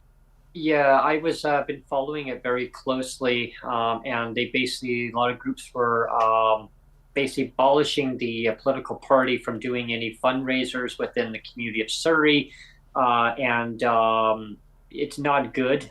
So they were supposed to have a fundraiser event last night for the campaign. I mean, gearing up for our election in October. I mean, unless the party decides to call one sooner, but on paper it's supposed to be October. I believe it's October 19th of this year. And so all the parties are gearing up, right? They're getting their campaigns going. And so they were supposed to have one last night. There was $150 tickets to go to this event. The party had to pull the plug on it last minute because everything that was going on there. It's not very unfortunate. So with that being said, they just said, there was people, insiders within the party, were actually trying to convince other members of the party to basically sign a petition to basically try to oust out the minister from her role. And yeah, it's very unfortunate. Well, I hate to say it, you gotta mind what you say. If sometimes that internal dialogue needs to stay internal. And that's the thing, right? Because I was saying to Tanya earlier, MJ, it's like, if you don't want to say something that you don't want to have it being broadcast, think about what you're going to say first, because once you throw it out there, it's out there, right? Exactly. It's like there may be groups of people that are, that are sitting here chairing this event. And my thing is I just look at this from the point of view that, sharing somebody's misfortune or missteps just shows weakness, in my opinion. It shows a weakness of your position if you're cheering somebody that made a mistake or had an internal thought that they decided to dialogue, you know. And believe me, I've done that quite a few times. So, you know, I know exactly. She's probably realized the moment she said it, I just shot myself in both feet. Yeah, You know? I mean, sometimes it's like when you say something and you say, "Oh shoot, why did I say that?" You know, I remember a time, when, you know, when the MAiD discussion came out. I used to say that on my Twitter space. You know, and I don't really regret fully, but I didn't know all the sides to it, right? And I said, well, you know, hey, like, yeah, I remember saying to a person, I don't want you to go and kill yourself, right? I mean, we'll keep advocating going forward, but not knowing the person's situation of saying, well, like, I'm suffering, you know what I mean? And it's like one of those things of going, oh, you know, Brent, like, why did you say that? But not meaning to say it that way. But so I understand, like, you know what I mean? It's, yeah. Well, this is why you hear me searching for words, is because I'm trying to find the right way to say it Me too, yeah. without being offensive, you know. Yeah. It's like my brain goes, I can go this road, or maybe I should just go over here, you know. Anyways, we do have hands here. I'm in the same boat, though. You know, it's like, you know, you want to be careful on what you say, but how you say it, because it's like it can be perceived the wrong way. Meanwhile, you don't mean it that way, and then it's tough, right? But, you know, as my mom used to always say to me, MJ, and everyone, you know, you make your bed, you sleep in it, right? We've got a couple hands, and we've got a couple more questions, or not questions, statements to get through. So we'll try to go fast, but we'll start with Ellen. Did we look at chat? If chat has people talking? Chat is pretty quiet. There was one person in chat, but it's been pretty quiet actually. So yeah. Go ahead, Ellen. Oh, you're muted, Ellen. Actually, you have to unmute, Ellen. I don't know how that happened. I mute myself for safety of others. I have actually been stuck in an elevator in Jamestown when I was first moved to Toronto. That was fun. 2 in the morning, I took the garbage down. Dang elevator stuck, but that's a whole different stuff. So, what's the next question? What's our next statement? We want to go. We want to go to the next one. Did you want to say something before we move on, Dan, or are you good? I'll just be very quick. I'm starting to think that Minnie and myself live in the same fucking building, man. So, like, back to the broken elevator thing. Very briefly. Is that in Toronto, Ontario? So it's either the parts are up to the province and the labor is up to the city, or vice versa. So I would advise do your homework on that. Like, I don't know personally, but it's one or the other. And like, it's a great analogy and conversation piece, because it shows the way the government's passed the buck. And lastly, if you guys are having an election October 19th, that's my fucking birthday. Tell them to push it to the 20th. Thanks. You're on there twice, Brent? Or you did that on purpose? Oh, I did that on purpose, yeah. Okay. I just 1 sec. Mute one account, please. Yeah, because now you're gonna get feedback, so you want to mute one. I think it's interesting that all elevators in most cities I lived in have 2 elevators in them, especially the high rises. But I know the one I got stuck in, I was in there for 3.5 hours, and I know that the owners of that particular building, which I think was 20 stories, had the second elevator out of commission for almost 5 months. So they were down to 1 elevator. But that's not uncommon. I've heard in a lot of those buildings in the 70s and 80s. What's our next? Okay. So our next one. So we'll go to the next question, or the next statement. Then the 14, number 14 is wheelchairs are not optional. That's 14. Go. Okay. Housekeeping, Brent. You're getting feedback apparently from the speaker. I don't know what is going on. Oh. Am I now good? You're good now. Yeah, Yeah. it's just audio feedback. That's what I was saying. Oh, okay. I think you're good I now. think Though. Sure. Yeah. Okay. All of it. No, you're only allowed to have half a wheelchair, Neil. That's just the way it is. That's just the way it is. Yes. Live Back with wheels or front wheels or You you do get, really. like right down the middle. Yeah. Yeah. We all know what the inspiration of that statement was, of course, because I've shared my thing of the government only paying for half my wheelchair because supposedly I'm only half disabled or something, and I'm only half deserving. But yeah, so this should be a. My gut is fucking killing me, man. Yeah. No. They ran a brick wall halfway through your apartment.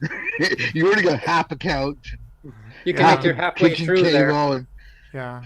Well, it could be a movie. Half the man. And again, the thing that really bothers me too is because this is really, honestly, the first time ever in since going on disability about 15 years ago. It was roughly 15 years ago when I went on disability for the first time, and it's the first time in that 15 years that I actually asked the government to pay for anything like a big ticket item like a wheelchair. It's the first time ever. Prior to that, I was paying for everything, including like I paid for 4 different scooters, all out of my own pocket. I've paid for all of the repairs, all of the flat tires, all of the batteries, all of my crutches. I've had many pairs of crutches. I paid for all of it. And so the very first time, the only time in my life in 15 years of being on assistance, I come to them for one time and said, "Can you please pay for a wheelchair? I really need it." And the OT said, "Yes, he really needs it. He's got a broken hip now. He's got limited mobility. He really needs it to get out of the house and go to church and that." And they're like, "Well, we'll pay for half." Oh, jeez. Yeah. I really hope your premier is listening to this fucking shit. Your premier and Justin Trudeau, I swear to God, and then I'll shut my pie hole.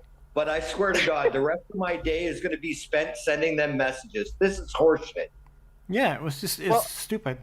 right, But and this is why it's I get my beef is with sorry, Mimi, you go ahead.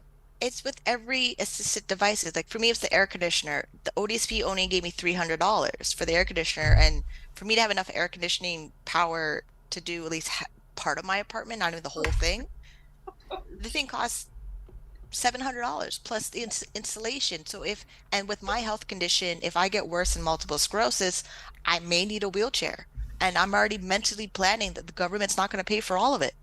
Like the level of they're not going to fund everything. So, and then the surgery I need, they're only covering part of the breast reduction. What am I supposed to do part of a breast reduction?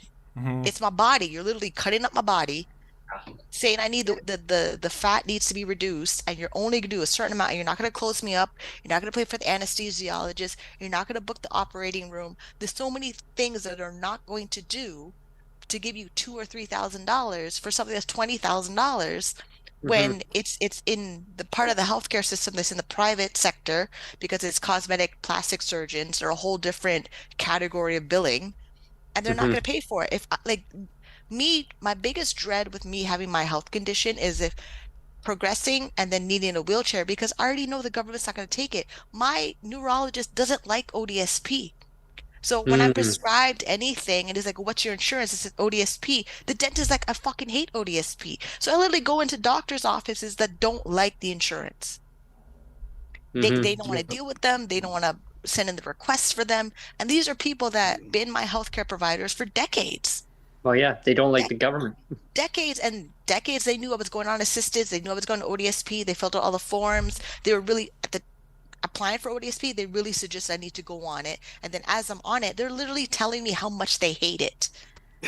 Yeah. I was Like that's the system we have. And then my doctor wants to reduce her patients. She reduced the patients and suggests you go to a private doctor. You pay $3,000 for a membership to go see a doctor. Now I'm considering pay off the credit card, pay a membership to have a doctor for a private doctor that has, like, you know exactly what the prices are. Disability tax credit, $200. This like every form, everything. I know exactly what it costs to be disabled by the penny because of bouncing between government funded and private funded and partially exempt and fully exempt. It is ridiculous. You literally need to carry around $10,000 for all your medical expenses that's not covered by the government. I did the math. It's like just add up everything it costs for you and your disability and then figure out which ones are tax deductible on your income taxes and which ones are not covered by the government. And it's becoming 50-50 you and the government that may or may not cover depending on who's in power. We have Rosemary Dooley in chat, and she says, but they Rosemary. all get their raises every year. The government, yeah. Well, The government, it's like, I'm definitely dealing not with, disabled. it's like, for example, I'm dealing with having to go and get a new CPAP machine, and right out of the gate, the guy went and said to me, "Oh, I'll give you the cheapest one possible, which is Dream Station 2. That's already got FDA notices about health and safety risks." Okay, and these are serious health and safety risks, including putting toxic chemicals into my lungs and noxious smells and things like this. And I'm like, I said to the guy, there's no way in hell I'm going to take an inferior product that's already on FDA notice, and if you keep, because, I'm expecting the government to try to give pushback, and then I'm going to call them up and tell them, you want me to take the device that's under FDA notice for serious health and safety risks already? Give him a box of paper straws in return and say, here, ingest these. The level of, just because I'm on disability doesn't mean I should get the lowest quality product that's on the market. Exactly. Right? That's how they think. So when it comes to like a wheelchair or a breathing device or whatever it is, it's like they always try to find the cheapest possible solution that's going to break down sooner, or I'm going to have to be back here in 2 years going back to the government saying, hey, my CPAP machine is now being recalled. I need to go and get a new one. They're going to be freaking out. And I'm like, let's stop goofing around and get me something that's going to be quality. So it's going to last me a while. Let's stop the wasting time and money. Exactly. MJ, look at just a simple fact that ODSP only covers $40 for eyewear frames and another 125 for lenses. Yeah. I mean, that should just tell you everything you need to know about the bare minimum they're willing to do, because a lot of these lenses, I had to pay $250 out of pocket and part of that $250 was me buying my own Oakley frames off eBay, because I found a frame that's still being that's still being made, called black plate. I think that's what they called these. And I bought the frame privately. Yeah, my frames are like $400. And mine are children glasses, because that was the one I could afford. So we tried on the glasses. I got the student discount, still $420, but I'm wearing children glasses. Like the level of, you're in the optometrist, you're trying to pick out the glasses, they're suggesting things that look good on your face.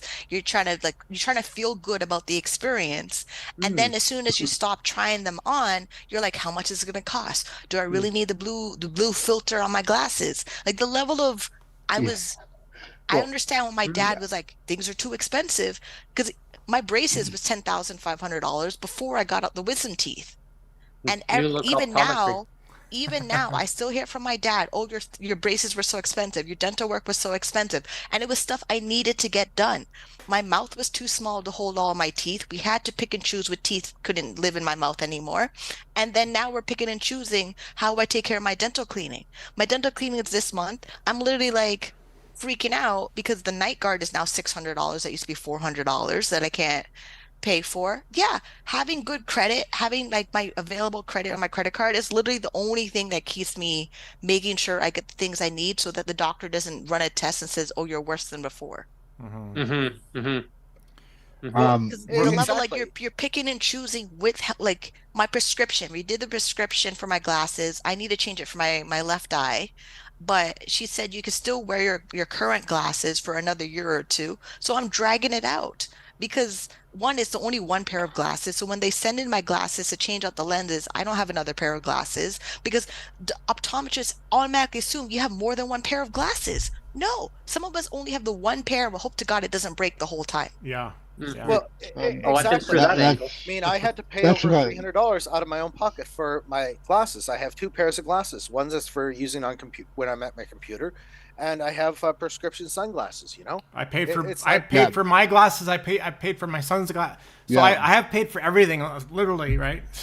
you know, um, it's like they make you pick and choose. yeah. Yeah, I mean, I went Um, through that with the optometry when I got mine. They tried billing the medical for 2 pairs, and I got 1 pair out of it. And then they screwed up on my 1 pair because the prescription was way off whack, and I felt like I was like walking sideways, lopsided, and anyway, you know, long story short, I got did- mine now. I did, Brent, was I went into this optometry store because I knew they sold Oakleys and Ray-Bans and the stuff that was going to last me. And I tried like 4 pairs on. I took photos. I made lists of the model numbers, and they're all like 300, 280, 400. The Oakley black plates were 475 for the frames in the store in downtown. So then I went on eBay, and I started typing in every frame I could find to see which was on the best deal, and the black plate was my top choice, and the frames were 160 Canadian, and they haven't changed. They got the same frame I'm wearing from eBay sitting in their display department for 475 Yeah. right now. Wow. Wow. Right? So I'm pretty savvy. Like, if I want a pair of Ray-Ban prescription sunglasses, I will go and find the frames I like, and then I'll go look on eBay or Marketplace, and I'll find them. And 9 times out of 10, as long as you go with a good seller that's been on there a long time, you're pretty safe not to get a fake. I've got a pair of Ray-Ban Wayfarers that are non-prescription right now. I'm just waiting to find the funds to get my prescription lenses, my prescription put into them, because my other Ray-Bans are starting to show wear an age. But I can't wear cheap sunglasses or cheap day glasses because I'm far too mobile, like just in my day-to-day. And with my cerebral palsy, I'm not that coordinated some days. As Neil would know, having it himself, Yes. kind of being a bit of a butterfingers. I can barely walk with this thing now. The walker, I can barely walk. Anyway. But I mean, I would literally be like this, right? Like my glasses were, or I mean, it's a wonder I haven't dropped my good cameras. I think it's because I put the strapper on my neck first. But I've been trying to make some toast, just scraping on the jam, and the knife just starts flying. Like, oh geez, oh my gosh, yeah. Or I'll try and hold on to a cup. All of a sudden, my brain's sending, hold the mug and put it down on the counter, and that memo does not get to the hand. Yeah. The hand's like, I can't take your call right now. Thanks for calling back later. It's like a game of broken telephone, right? That's how I was explaining it to the kids. Yeah. Someone's not holding on to the other can with a string. I want to move on to the last, because we're running out of time here. But I want to move on to the last statement. It's pink unicorns is my favorite. Oh one. Yes. This one, number 15, is pink unicorns are real, even though they shouldn't be. And they're not real. So there you go. There's some visual aid for everybody. Pink unicorn. Pink unicorns. Yeah, that's it. That's not real. I mean, this is just a bag, right? I mean, that's not real, but the government thinks that it is real because they want to justify or it is real, but they people, will deny it's real. Yeah. How about that one? The inverse, it's real. Like 10 years ago, we would deny that MAiD was a thing. Oh, it's just for someone who's terminally ill. It's not real. And now here we are, and MAiD is real, and it's constantly being expanded as much as they can, and then claw back. So it's kind of, MAiD is a perfect example of a pink unicorn. Yeah. You know, in its policies. Well, I'll give you an example, and Neil knows, and everyone knows. I advocate a lot about the 375 guy, right? I also advocate about the bus pass. You can have a bus pass, but you can't have it because only a little handful of people in a rural area in British Columbia decided that, oh yeah, that I don't use the bus. So the minister at the time, well, yeah, actually, Neil, you could probably tell the story on that one. I'll pass that part to you in just a moment. But anyway, the whole system's changed because hey, but anyway, I'll get to the 375 guy topic here. So people who live in subsidized housing in British Columbia, they can have reduced subsidized rent, 30% of your income. So rent geared to income. People in market housing, they can have market rent, pay high market rent. But the government says, yeah, but that's a choice. That's a choice that you make. So you want subsidized housing, you take the housing that we provide you. You want to pay market housing rent?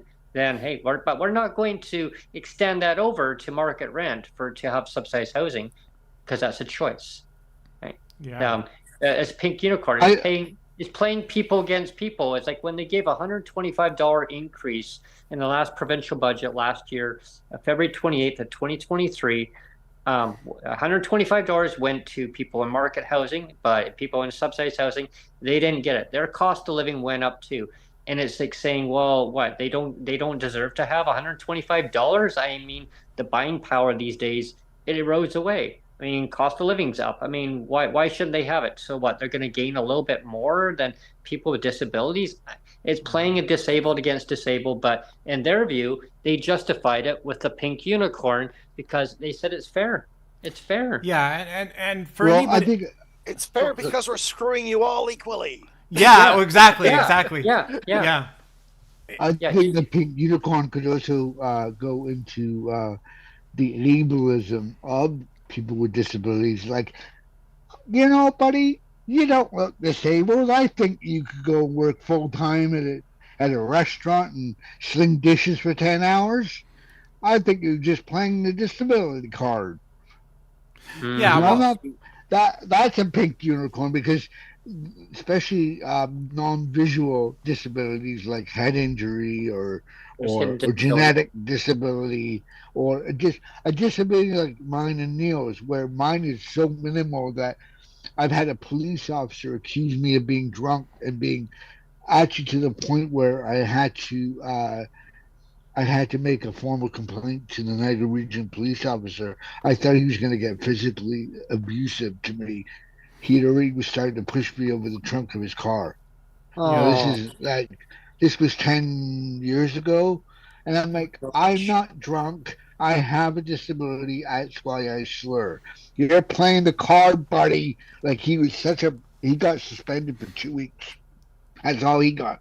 Yeah. But when you have an almost invisible disability, and society will sit there and tell you that you're lazy and you're not disabled, and that you're actually insulting the disabled by playing the disability card. Well, just to give people, are you that ignorant? Thanks on that, Alan. Over to you, Neil. Just to give people like the Cole's Notes version of my whole thing of what a pink unicorn is. It's when you take. I mean, a little bit earlier, MG was talking about the reality of something, right? And I'm all about truth and reality, right?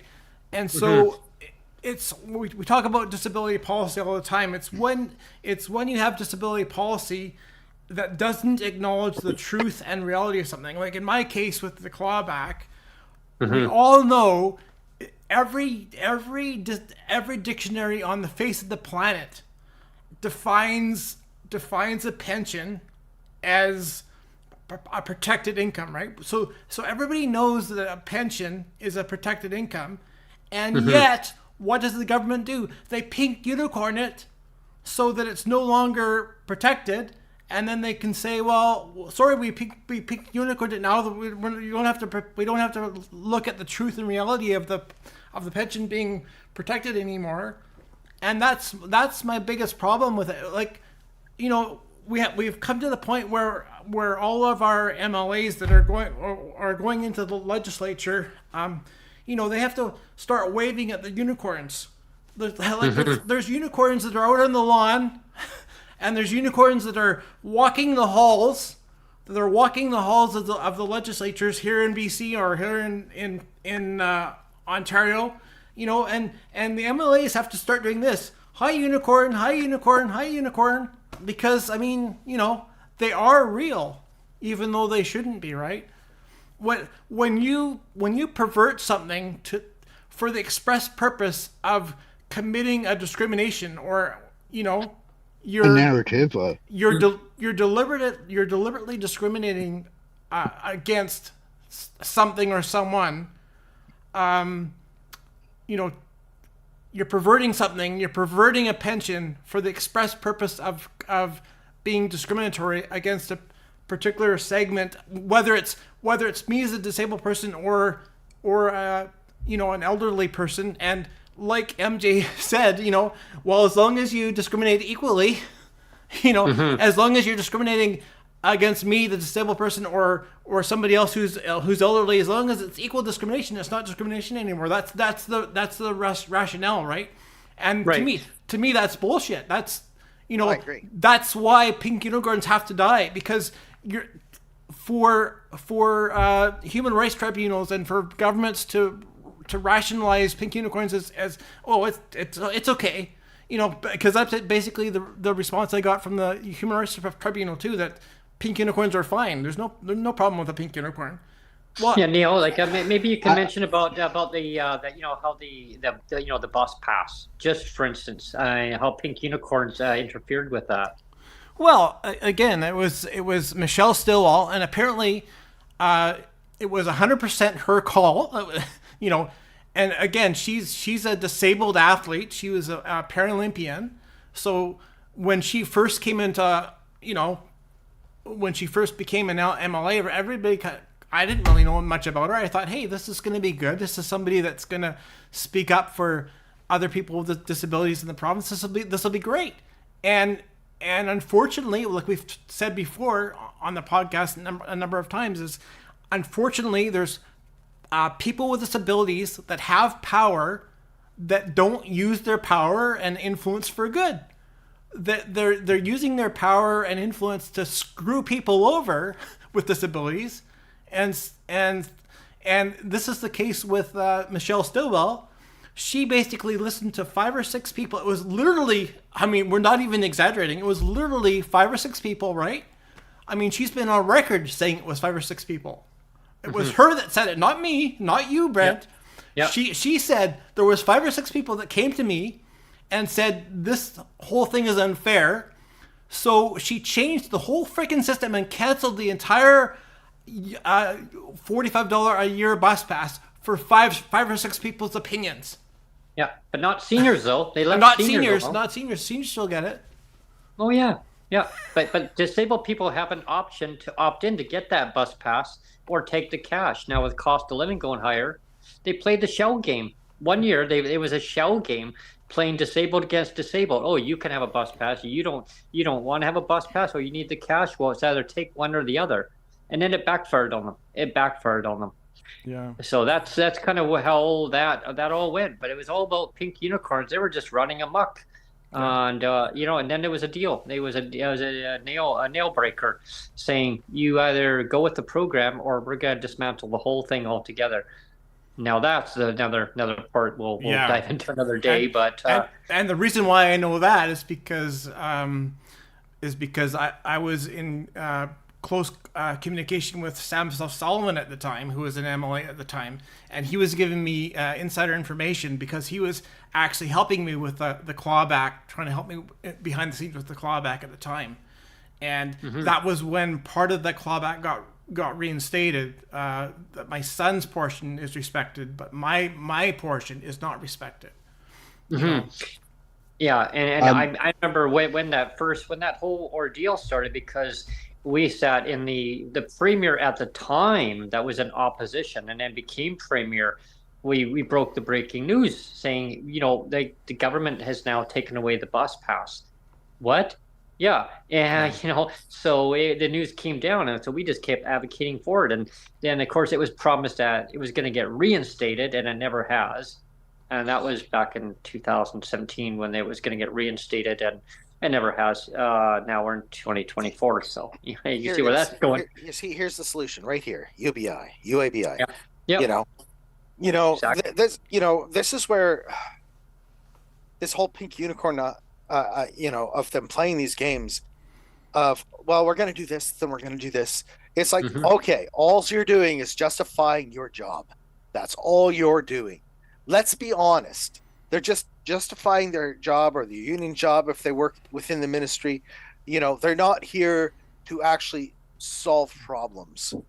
And my opinion is that the only way to stop this nonsense is a new program that's federally managed and just says, here's the money, take the money, have a nice day, spend it how you want.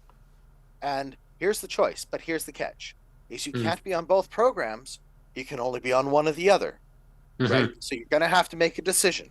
So you go with UABI or you go and stay with the provincial program. Your choice.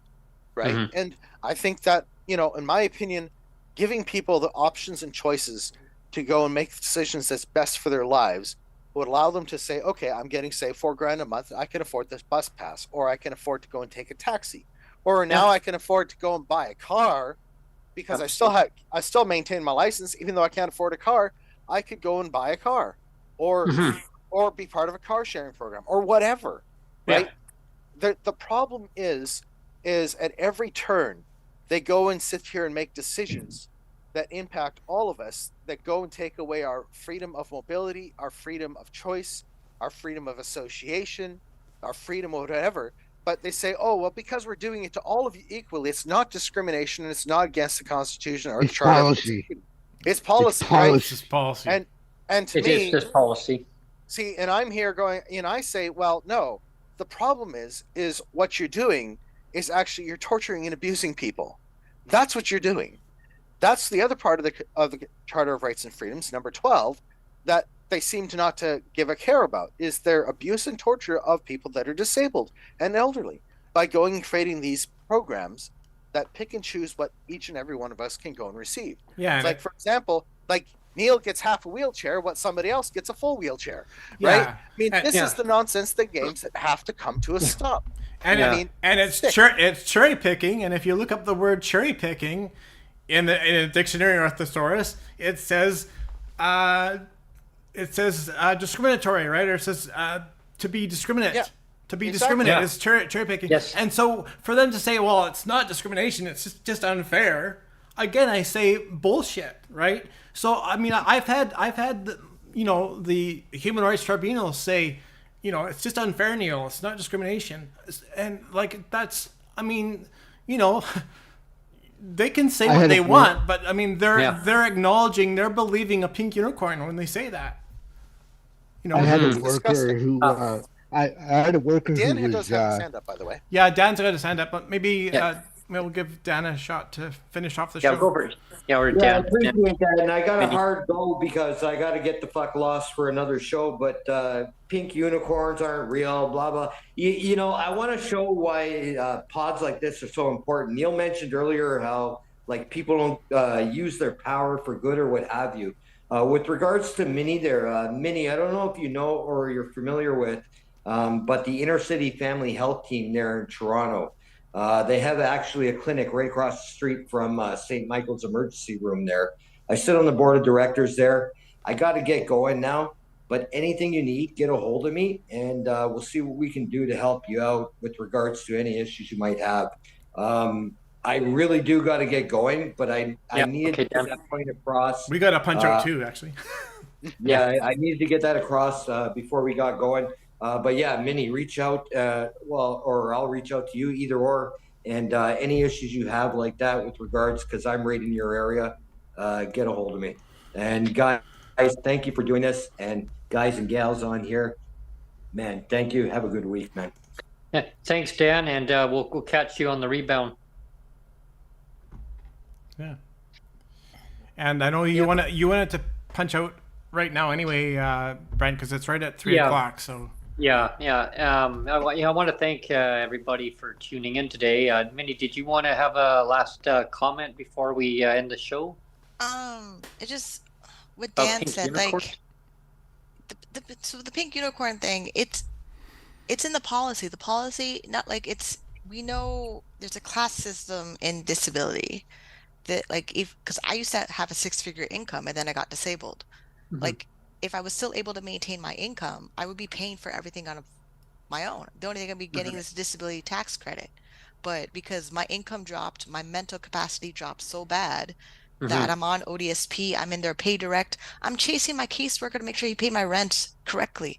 It goes Yeah. up every year. I'm in market rent. They know it goes up every year, but for some reason their little computer screws it up. So Oh, now tell me about it. my landlord is like that I have a balance on my rent. It looks like I didn't pay my rent. But when I look at the ODSP back office, it says that the rent was paid in the old amount from last month, not the new amount for this month. Now I'm calling the caseworker. You call the office, they're like, oh, you still have a caseworker, so contact the caseworker. I'm like, yeah, I left a message, I did all the things, but they legally cannot respond back to me within 15 days. So 2 weeks, I'm waiting to see if they actually did their job properly. That is so annoying. And then with the amount of money I get from ODSP, it's not a typical amount. I'm not getting the base $1,308. I'm getting more than that because my doctor fills out all the forms. But some other Right. person who doesn't have a doctor who fills out the forms, it doesn't have a caseworker that actually gives them access to the things that they're entitled to in the policy of ODSP, blocks everything. Oh gosh. We're dealing with gatekeeping. We're dealing with policies. We're dealing with government. We're dealing with Ford, who thinks all disabled people just go up and get a job. No, Oh, I know. I like, what job am I going to have? Like the business I have online, job already fired me because a coworker went to my porn website and got me fired. There's no employment law that's going to defend it because I wasn't an employee. Right. There's so many Yeah. other systems that are affected. So like, great, we have the disability system, and if you go in employment systems and you go employment law, like it's system on top of system that's It's putting a people shit show. back. And then Dan mentioned I go to this clinic. I'm not going to go to a new clinic. What for? Why would I start fresh at a new clinic when I've been with my doctor for 20 years? 20 years I've been with my doctor, and then a decade I've been with the neurologist. For me to start over fresh, that means I have to literally grill them to make sure that they're going to listen to me. They're not going to gaslight me. They're not going to treat me like, oh, because I'm black, I don't sense pain and sensation the same way as another person. There's so many other things that starting with a new doctor that sets me up to have more stress that I do not need. they've actually told you that? Yes. Oh wow. Anytime I get a Oh. referral, if I get a referral, I Wow. go to a white doctor, they do not listen to me. Oh jeez. They literally Wow. do not listen to me. I have a mole on my back that I want gone, and because it's not cancerous, the doctor's not going to remove it, which means I have to go to the plastic surgeon who will remove it if I pay for it after getting all the money to pay for it. And then me saving for surgeries that are cosmetic, ODSP is going to have a little opinion about it because they wonder how you're able to save money for things that are just frivolous and cosmetic according to their definition. Not something that makes my quality of life better. There's also the basic needs that make your quality of life better, but there's also luxuries that make your life better. I don't need another person telling me I can't spend a luxury. If I want to buy certain steaks or certain foods or certain whatever, I don't need another person. You don't live here. Yeah. But I That's have to exactly check in it. with you of how am I spending my money if I want to go to travel. Like the absent of Ontario thing in the policy, it says if you're leaving for less than 30 days, you don't have the caseworker. But if there's a problem when I travel that I'm stuck in another country logged in 30 days, I'm gonna tell ODSP. I gotta call them, collect to tell them, hey, I'm stuck in another country. If there's another pandemic that happens and people can't travel home when they need to, Yeah. or there's a flight delay. If I have a flight delay the day when I think I'm coming back and it extends over to 30 days, 31 days, ODSP is going to have a field day wonder, how come you're gone for so long? What were you gone? Oh gosh. Like, I don't had need a- that. A day pass. Yeah, It's, I had a it's like you're huge, a bloody prisoner Hang on, Dylan. in your own country. no, I province, had a not even huge country. It's the disaster. province. It's not even like I can travel out of the province. Yeah. It's out of the province for more than 30 days. And if it's less than 30 days, I don't need to tell them, thank you for giving me 2-week vacations. So yeah, I plan on taking my 2-week vacations, which will be a luxury according to them. If I want to do a 10-day cruise, I'm going to do a 10-day cruise. But I I literally had a have to huge- worry if it's 30 days or 31 days. If my family wants to send me to Jamaica for 6 months, that's gone. Yeah, Like exactly. all these things are on top of system off a system that if I Mhm. was Cumulative. making my six-figure income, I wouldn't be in Gatekeeping. this conversation. Yeah, totally, totally. And my I had a wheelchair is a luxury. Exactly. So Yeah. that's why Yeah, but they you only only pay get for half half. of it, Neil. They You only pay only for half get because half it's a of the luxury. They're even trying to decide if the battery should be on public transit because they set on fire. Oh, But God. some people, the battery operated remote control wheelchairs what they need because they're able to use it in different ways to control it. No, But we're if it gonna has put a a battery reason on it and it may or may not start a fire on public Oh. transit, like the Oh. e-bike set a fire Yeah. on TTC. I heard about that. Yeah, Yeah. it's that, yep, That's yep. See, for most scooters, I think they're still using lead acid batteries. I'm not certain, unless they've all They're- moved to lithium they're ion. Whatever the gel. battery is They're using, if they're not lithium generally. correctly replacing the battery. So like if you got the bike or device and it had a battery in it and then you replaced the battery and you decide to go with a third-party battery or a discount battery that's not the manufacturer battery that costs more money when you buy it from the manufacturer, you're literally risking that device to explode around other people. Because Yeah. I've noticed this. People in their scooters, their chairs, they really act like they're the only ones on the sidewalk. You know how many times I get run over by my foot because somebody's not paying attention and I'm standing there Oh, as if geez. I'm the problem when I have a disability just like them. Mm-hmm. The amount of times that I get my foot run over because they're like, "Oh, I'm a disabled here." Like, no, you have to share. Like, they need to a separate share. sidewalk for wheelchairs. They need a separate sidewalk for scooters because the people that are able-bodied, you run over a foot. Then what? Then I become disabled with a boot on my foot. The amount of people I saw with a boot on their foot, just walking to the grocery store was 5 people. 5 people that have some type of foot surgery that they're in a boot. Because something happened to them that they're in a boot. And I'm pretty certain somebody ran over their foot. Because the level I'm trying not to get my foot run over from a wheelchair is all the time when I go outside. Wow. I was downtown Toronto. I had 2 scooters behind shouldn't have to me, go and buy side by steel-toe side, boots. going meet with the horns. I'm like, what is this? The expressway? I'm walking as fast as I can down Yonge Street. It's already packed. I'm heading for the Eaton Center to go meet my boss because I was working for a moving company, and he'd just tell me the location of where they were at, and I would meet them there. Right? He'd be like, "Hey, Alan, we're gonna be at 75 Yonge Street or whatever it is. Be there for 9:30, or we're gonna be at the corner of University and Bay. And Be the there other at thing 10. of people really think the government is providing us everything. When I listed everything they're not covering, everything they want to cut, everything I'm maxing out my credit card for, the amount of debt I'm going into because somebody really believes the government should cover that. Like my reduction surgery for my breast, my doctor really thinks the government should cover it. My mom really thinks the government should cover it. So when I showed them the quote from the surgeon of $15,000 plus my approval letter from OHIP, and it's only good for 1 year, then I got to get another doctor to send in the request. Then I need to find a surgeon who's going to do the operation on me, who's comfortable with my medical history, just so that I can actually not have my whole left side of my body in constant pain. Yeah, that was statement number 1. Remember that the any claim that the vulnerable and disabled are well taken care of is false. That was But our. it goes in the pink I missed that unicorn. The one. way that like pink unicorn as well. Yeah. my family thinks I should be in Kind of housing. a- Housing is a 20-year waiting list. I've been in market rent yeah. for 16 years. The day I moved into this apartment, housing said you can look at 2 units. I had keys to this apartment. Why am I going to look for another apartment and pack up again and move to another location and then maybe have a horrible landlord in that location when this place is fine? Anything I need to get done, changing light bulbs, changing cockroaches, whatever it is, the building does it. I don't have to worry about here in the building. All I have to worry about is rent increase. How much are they going to increase the rent, and are they going to offer me a bonus to move out to another unit so they can renovate this unit and sell it off again? And jack up the And rent. then the disability with the pay direct, I literally have to worry if they did the pay direct correctly, and if they didn't, I probably have to tap into my savings to make sure I pay my rent on time. Yeah, that's the other worry. I want to thank everyone today for tuning in and being part of the great panel. And I look forward to our next segment. I'm gonna see if the outro plays. I couldn't get the intro playing for some reason, so it's just like there was no intro today.